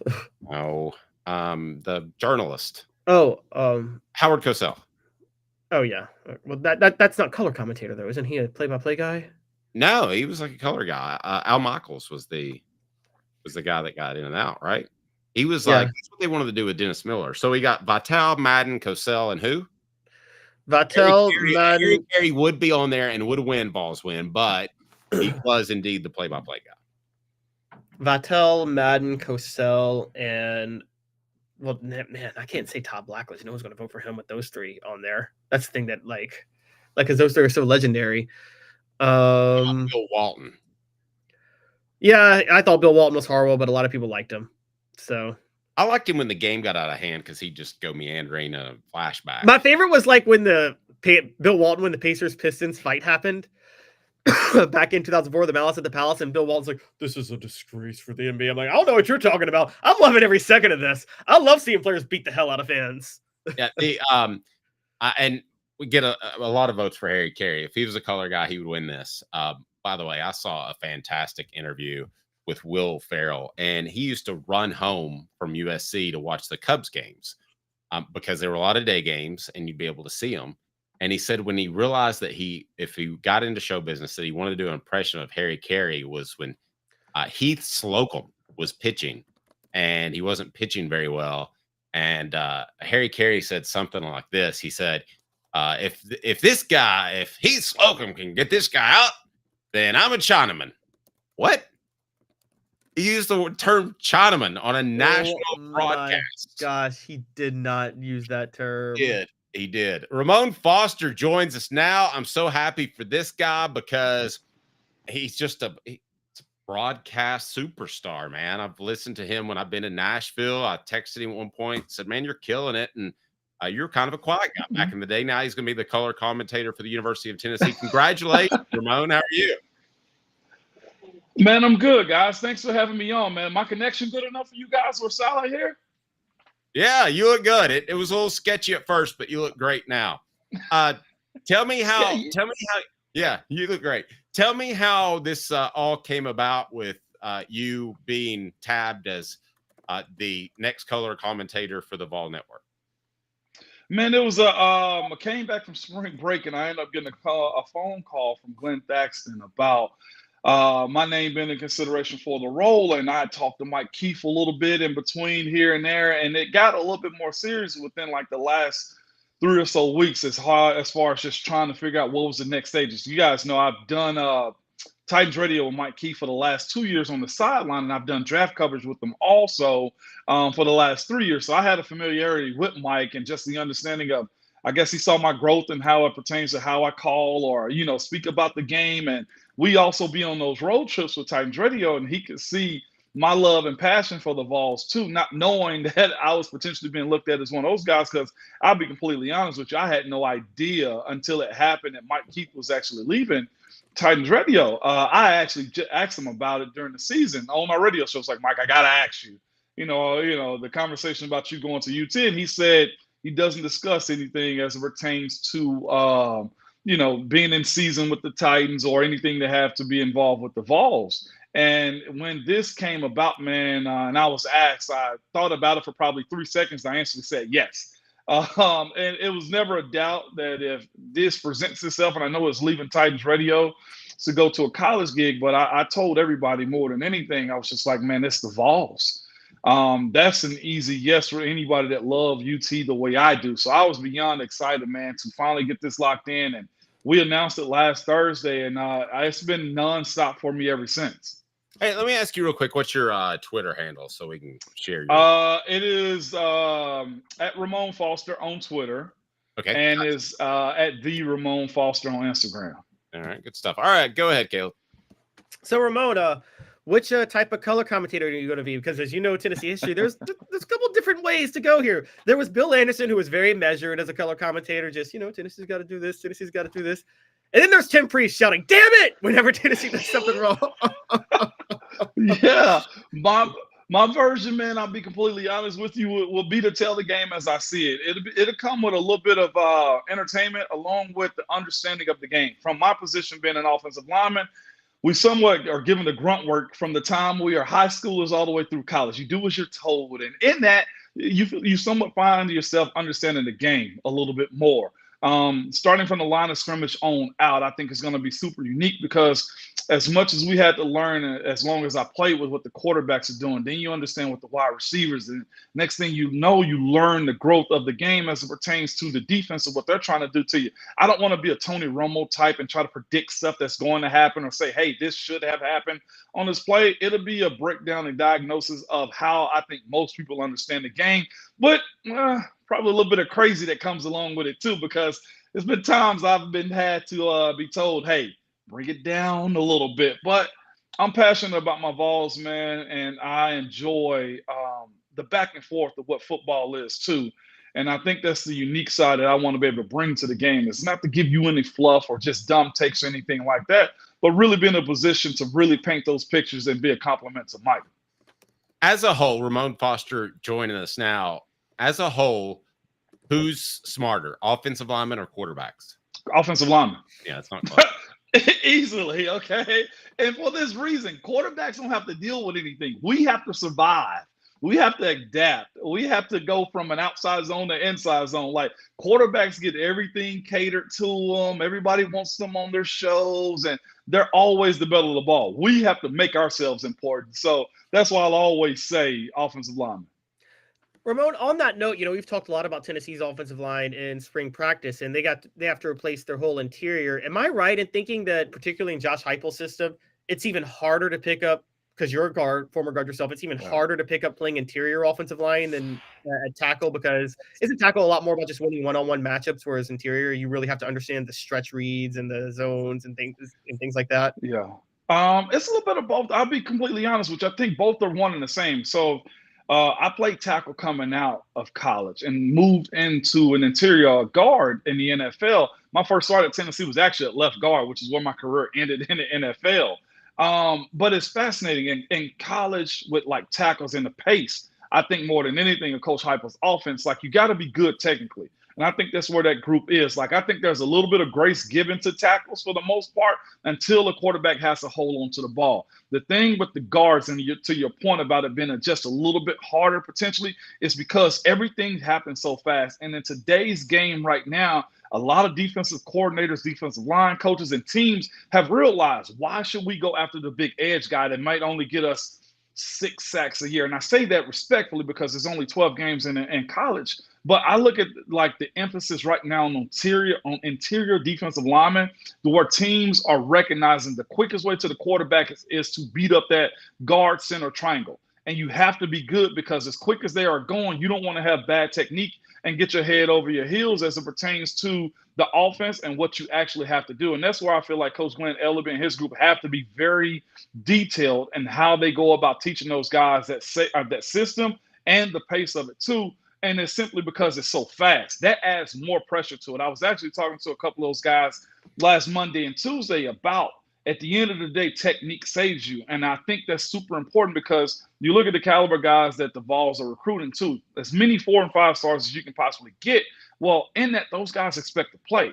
But to your point, Caleb, as far as like learning the system and the pace of it, you do have to let those guys kind of grow and groom themselves a little bit more than probably a true freshman starting at Alabama, because of the system. And it's unique. It was good seeing, William Satterwhite be in a position where he can be one of Heupel's first recruits, be in contention right now for the starting role with them. And I mean, you look at a guy like Larry Johnson right now, who's battling with David Sanders at the right tackle position.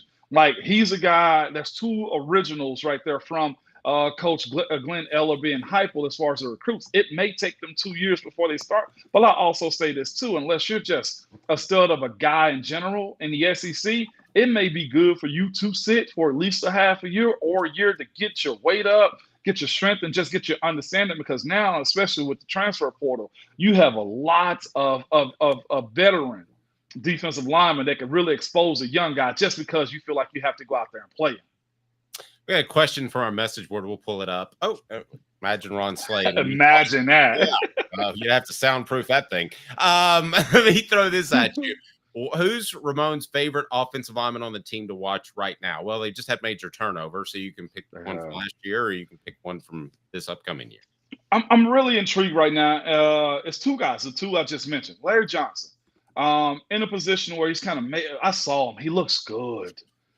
For a guy that has David Sanders either right beside him or right behind him, and the other one is David Sanders. Those 2 guys in general right there, I think, could be one of the most important parts on this team as it pertains to the offensive line play. One, can Larry Johnson hold off the 5-star, and can also David Sanders push Larry as it pertains to where they are ranked on this team? Those are the 2 guys I have a huge spotlight on. If you're asking me who are my favorite guys to follow, I really like Larry and how he's had his head down and stayed in the program and figured out how to be a better player. But you also got to be admired by what David Sanders can bring to the table too. And of course, you play 5 stars, or you get those guys in, there is an expectation for them to be elite. So those are 2 guys I'm really watching right now. Ramon, we had Philip Fulmer on the show back in, I guess it was November, to talk about Heupel's system a little bit. And we talked about one of the underrated aspects of it. And I want to know your thoughts. How much does it warm your heart, just as a former guard, to see Tennessee actually getting back under center for short yardage plays, as opposed to the Butch Jones years where they were trying to call draws on the goal line? Well, man, listen, I'll say this. When it comes to, running draws on the goal line, if you have a good enough team to get you in, it's perfect. I've heard the philosophy be, as far as going in the shotgun on the 2-yard line, is you got more weapons on the field that the defense can't cover in those moments right there. But the other side of it is sometimes just punch it in, Caleb. Like, I am a fan of look, give me 3 tries to run the ball in as opposed to a ball getting tipped at the line of scrimmage and we only get 1 shot because it's an interception. If you got the guys that are big up front and you allow them to do their job and do it right, everything else sells, because this is one of the only sports where you can take somebody's will, not just like take their will, but physically take their soul away from them, and you give it to your guys to show that you have belief in them. As I said before, offensive linemen are in a position where you're pretty much told what to do all of your career, and you only ask for a few things: maybe a meal from the quarterback the night before the game, and also run the ball. It's very simple with us, man. The only stat we get is what? Sacks and starts. Like, those are the only 2 things given for you. So if you're dominating the game the way you're supposed to, give it to the bigs up front and let them learn a lesson or impose their will on another team. I love that mindset that Heupel and his staff has as far as running the ball. Let me ask you, is there perhaps a color commentator that you've looked at and said, if I sound like him, I'm doing a pretty good job. I know you don't want to copy anybody, but right. I'll give you, for instance, like I always thought Pat Summerall, the way he stepped out of the way, let John Madden do his thing. I'm showing my age here, but I always thought I wanted to be that type of guy. I want to step out of the way and let the guy who knows more about football talk. Do you have a favorite color commentator that you kind of emulate at all? Not really emulate, just some guys I admire, man. It's 2 people, man, and one of a VFL, of course, but Charles Davis. Just how he goes about his business, just his delivery of it, his ability to be quirky, but also be very informative to his crowd that he's talking to. And I know his is more visual, albeit that it's TV or whatever. But besides him, man, Mike Golick Sr., love him because the way he really, you hear his passion in his calls. And then my last one, man, is just a guy I admire his work ethic. And I think he's a little polarizing depending upon how you look at him or view him, but it's Kirk Herbstreit. I don't know if there's anybody that's signing up for the workload that he has to do the job that he's doing. I know he might have his misses here and there, but I admire people that work, that grind, that take the concept of never saying no. And those 3 guys, to me, I feel like really do it for me. So Mike Golick Sr., Charles Davis, and Kirk Herbstreit, I think, are the guys that I would say, if you're going to model yourself as far as being a grinder in this industry, those are the dudes that do it after, in my opinion. Well said. All right, so if we can, I want to ask you a couple questions about the Titans. Does that work for you? Absolutely, we can do that. Who are they going to draft? At this point, it's Cam Ward. Okay. Cam Ward and no other. I mean, there's no other option at this point. This team is in a very quarterback-needy era. And you never want to be recruiting or drafting for needs, but they are. And right now you have a guy in Cam Ward that they believe is a playmaker for him. And not just that, his ability to be able to just play backyard football. When you have been as bad as they are, you have to have some element of excitement. You have to have a player that has it. And what I mean by that is we've all been around athletes, whether they're playing ping pong, whether they're playing basketball into a garbage can or to a milk crate. They're just good at it. And I feel like Cam Ward has that gene about him as it pertains to making everybody better and just having the playmaking ability. So I'm looking forward to seeing if they do go through with this pick. They've canceled their individual workout with Shedeur Sanders from this past weekend. So all signs point to it being the Cam Ward show moving forward in Nashville, Tennessee, because they do need it. Will Levis did not have a great season last year, and I think it was a little bit too much as it pertains to what he was asked to do. And it doesn't seem like there's ever too much for a guy like Cam Ward. Ramon, you're very diplomatic with how you talked about Will Levis. I get it. You've had to cover the Titans this past year. We told them, Caleb. We told them. They didn't listen. They said we were Kentucky haters, and I said no. To your point, Caleb, we saw where he was supposed to have his revenge game in Knoxville, and all we saw was interception after interception. We saw him go up to – we had to go to Lexington, and we bodied him. They called me a hater. I called myself an analyst. So, hey, I take the game as it gives itself to me. And he didn't give me a lot in Knoxville, which was a rivalry, night games. Never mind. I can go. But you're right. I was being very diplomatic right there. Let me ask you this, Ramon. Ramon Foster joining us, former Vol. He's going to be the new color commentator for the University of Tennessee. I feel like I'm the only one that's making this argument but I've watched Cam Ward. I've watched a lot of Shedeur Sanders. For some reason, I like Sanders more, and I feel like I'm the only one. No, I'm with you, Dave, and I'm a Titans fan, and I'm with you. Okay, Ramon, I mean, just your eyeballs, not what we're hearing. Who do you like more? I like Shedeur more. Too. Thank you. I like Shedeur more. I think for what this team should be looking for, somebody that can run an offense. Like I will say, I think Shedeur is more pro ready. I do. I think the ceiling for Cam is probably higher. And you guys know, like I know, they use that P word all the time, potential. His potential is through the roof. But I look at Shedeur and say, this guy's been mentored, coached, and just groomed to be an NFL quarterback. And I know the dynamic stuff that Cam does is awesome. But here's what my dream scenario would be, if I can be honest with both of you guys. I'm trading back. Yeah. There are too many holes and needs and just wants for a team that has no third-round pick. They have no real immediate future of being that good. So I know we've seen teams suck for luck. I've seen Cincinnati be bad for Joe Burrow. I've seen tank for Tua. What's one more bad season? Right? When you need a buku of draft picks.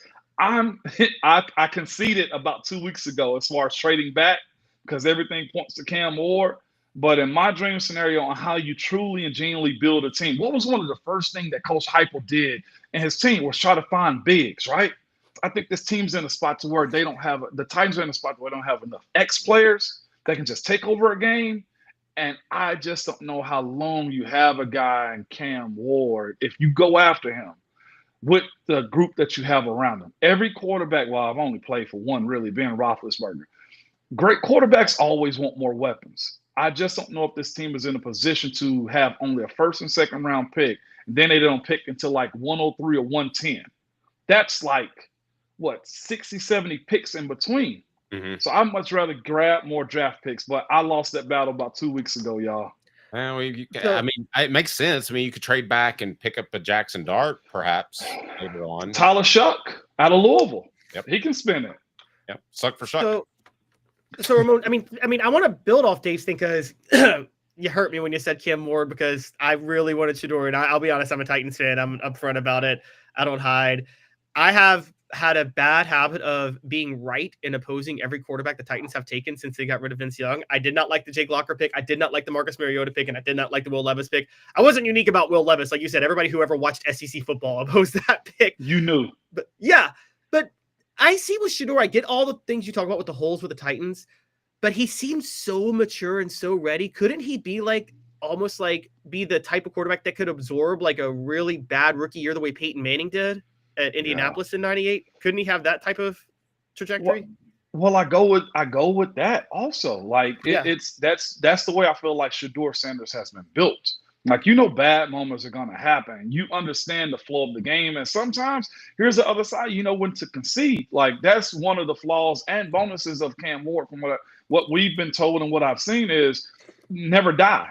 Never die also creates turnovers. Never die also puts your team in bad situations. I think Shedeur does have to work on getting rid of the ball and not taking sacks just because, he has to feel like he's the guy all the time. But his offensive line has been trash. Only contingency is this. Cam Ward is worn at every place he's been in. He's got an amazing amount of reps in college, so you love that. I'm just of the mindset that it's not a bad label to be a system quarterback, and I just so happen to like Shedeur Sanders' system of operating just a little bit better. I agree. All right, so Ramon, you'll be doing the Tennessee games, UT games on Saturday. Is there a chance you're going to run back and do the Titans games on Sunday? Absolutely not. Like I said, I love Kirk and his ambition, Kirk Herbstreit, but that is a lot, man. On top of my boys play sports too. So that Sunday actually gives me my day back to actually see them do their stuff and all that type of jazz. How many kids you got, Ramon? 2 boys, man, 16 and 12. My 16-year-old is a baseball player, man, pitching first base, right field. And my youngest is he's a football player, but he's still doing all 3 sports right now, man. We came to the game this past year. We came to the opener. Who did the Vols open up with this year? UT Chat? Yep. UT Chat. And it was kind of cool, man, to see my youngest say, Dad, I'm going to run out of that tea one day. Like, he told it to his mom, but she told me later, and that was some cool stuff right there. So we'll see if I can train him up to be a guard at UT.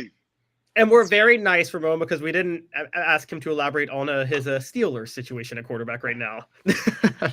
Listen, I'm not sold on Aaron Rodgers just because what version of it are you going to get? And then there's this side for me. So, like, everybody, for the most part in Pittsburgh, commits to the offseason. I know Aaron Rodgers is a walking gold jacket. Okay, he is going into the Hall of Fame for, as soon as he's done, is the way I look at him. But is he going to get to Pittsburgh to learn the playbook? How is he going to be with his teammates? And are we going to get the New York Jets version of him? Yeah. Well, I'm Ramon too. I'm a Cowboys fan, but I respect the Steelers. I think they're the best run franchise in the NFL. And it surprised me that they were willing to wait as long as they did and just kind of get strung along.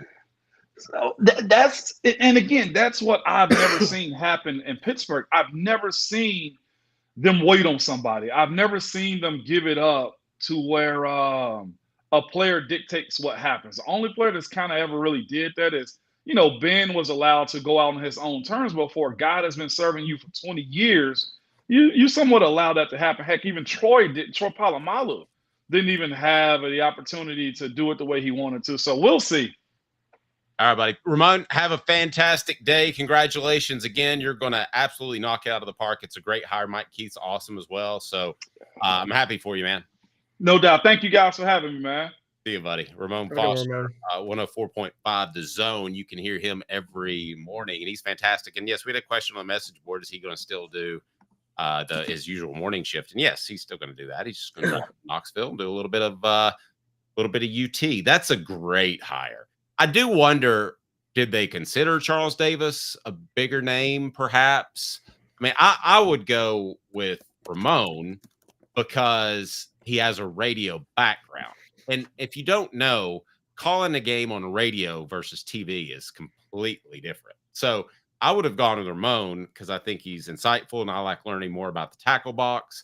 And he knows how to fill radio, whereas Charles, that would probably be a little bit of a transition for him or a change. I love the Foster hire. Well, if you're in Nashville, give him a listen. He's great.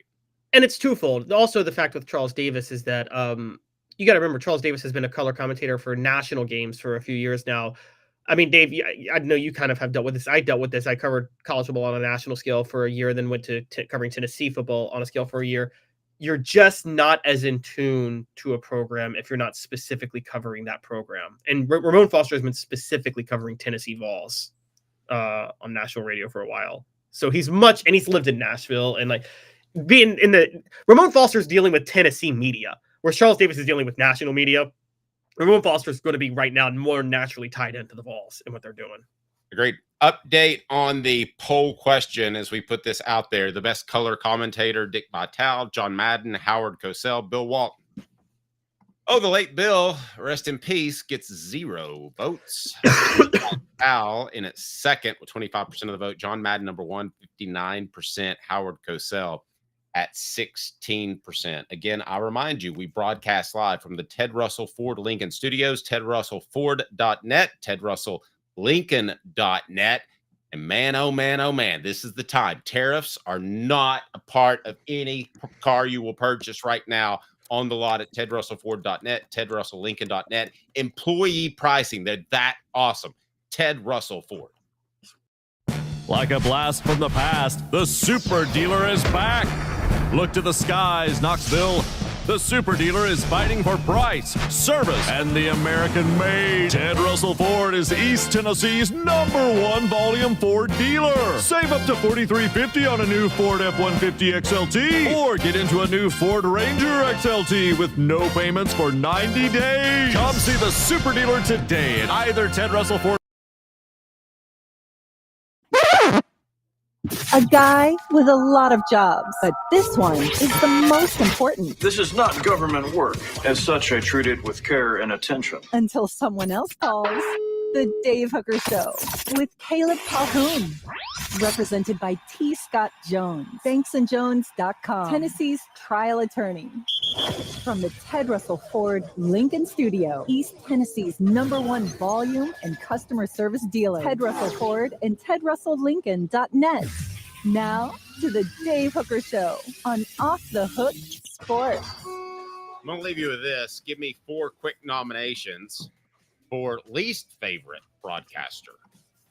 I think that Gary Danielson is going to win this running away, but we'll include him on there. Should we put Vern on there as well? Yeah, people hated Vern too. Look, I think I'm just going to say it from Tennessee fans' perspective. I think there's just PTSD from that was just a period of when Tennessee was really, really, really bad. It's kind of like when people blame Peyton Manning for being in attendance for games, and they're like, that cost him the game. It's like, no, it's just Tennessee was terrible, and Peyton Manning was showing up for the Alabama game. Obviously, they were going to lose. Okay, so Gary Danielson, we've got that on there. Vern Lundquist as well. Larry Munson. Okay, let's go Larry Munson, Keith Jackson. How about that? I don't know how people hate Keith Jackson. I thought Keith Jackson was great. Well, he did the one thing that you can't do. So, like, let's say Gary Danielson really hates Tennessee, which you and I don't think that's true. But if he does, he's doing it in a coy sort of sense. Like he's taking his shots, and that's what he's doing. I don't think that's the case. But this is before your time, perhaps. But the 98 team that won the national title, at halftime, they went to break. And a bunch of people had those big, huge satellite dishes, not like the DirecTV dish. You know what I'm talking about? The big, huge dishes. And that would get the actual feed. So they went to break, and Keith Jackson said, I don't care what the score is. Florida State will win because they're that much better. And that rubbed people the wrong way because they felt like they felt like they got a little peek into the kitchen, so to speak, and he ripped on the balls. Now, that doesn't mean that he was a homer whatsoever. It may have meant he liked Bobby Bowden. It may have just meant he thought that Florida State was a better football team. And a lot of people did. So I don't think he meant to be heard saying that, though. He did not mean to be heard saying that. Because if you actually watched his broadcast of when he thought he was on air, you would have had no idea who he thought was the better team. Right. He was kind of the guy who stepped aside a little bit to some extent until he threw a whoa, Nelly. Least favorite broadcaster, Gary Danielson, is running away with it, 50%. Vern Lundquist is third at 17%. Larry Munson, 25%. Keith Jackson, 8%. And I just wonder, the thing that's befuddling to me a little bit, Caleb, is it didn't seem like Bob Kesling was very celebrated as his career came to an end with that Elite Eight run at the University of Tennessee. And they released the Mike Keith show. Is everything kosher there? They released it before Bob's time was officially done. There was no celebration of Bob. You're right. Vols win. Dennis Miller was an epic failure. Just seems kind of weird to me that there wasn't more done to celebrate his career. It makes me wonder, I don't know. Did everybody leave on good terms? I'm not 100% sure. I know that John Ward, when he left, I was sitting next to him when he did his final call, and they played a montage of his best calls. And he got so mad, he took his headset down and slammed them down because I don't want a celebration. And he didn't want to be singled out, which I respect, but I thought they could have done a little more football. I could see that. By the way, speaking of bad broadcasters and Tennessee related, who remembers that one year Jason Witten was on Monday Night Football? Like, I'm sorry. I love you, Jason, but good Lord, you were a bad commentator. Yeah, that was a lot to ask to throw him in that position, though. I think they thought they could get another Tony Romo, and Jason Witten wanted to do it, and so they threw him in, and he was like, I don't like this. I'm going to go back to playing football now, and played 2 years after that. I can't believe you don't think Troy's good. No, I don't think Troy's bad. I just think Tony Romo was better as a commentator and as a quarterback. Well, because guess what? Here's the reason I don't like Tony, because I've been a play-by-play guy, and the thing you hate more than anything is a guy that goes long and runs all over you, and you can't get the down and distance out. And God bless Jim Nantz. He has the patience of a saint, because every time he tries to get down and distance out, Tony's still talking. Yeah, that's true. I agree. By the way, the worst of all these is Tom Brady. Tom Brady was bad last year, too, speaking of quarterback. See, I didn't think he was that bad. I thought he was overhyped, so we got our expectations up too high. No, the way he stated the obvious all the time. This is not what you want in this situation. Really? I didn't know that. He's that guy. Steve says, I didn't care for Brent Mutzberger. Well, it's because Brent had money on the game.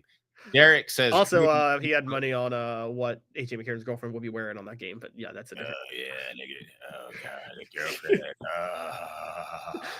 That was super.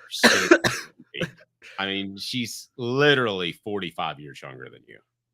I know, right? And then the craziest part was the next year, Brent Mersberger started defending Joe Mixon after Joe Mixon was like beat. Remember when he like broke that girl's jaw? Daddy like AJ girl. You sound like Baby Billy. I'm telling you, you got to watch Righteous Gemstones. I'm getting ready to get into that, actually. The show represented by Banks & Jones, Tennessee's trial attorney, banksandjones.com. For Caleb Calhoun, I'm Dave Hooker, as we broadcast from the Ted Russell Ford Lincoln Studios, East Tennessee's largest volume dealer, tedrussellford.net, tedrusselllincoln.net, Off the Hook Sports. We'll see you tomorrow as we're live each and every weekday at 10 a.m. I want to talk some John Gruden tomorrow because I'm hiring him as the Vols GM, like immediately. And obviously there were a lot of racial epitaphs thrown around, a lot of issues that you'd have to overcome. You'd have to clear it in the locker room, but we'll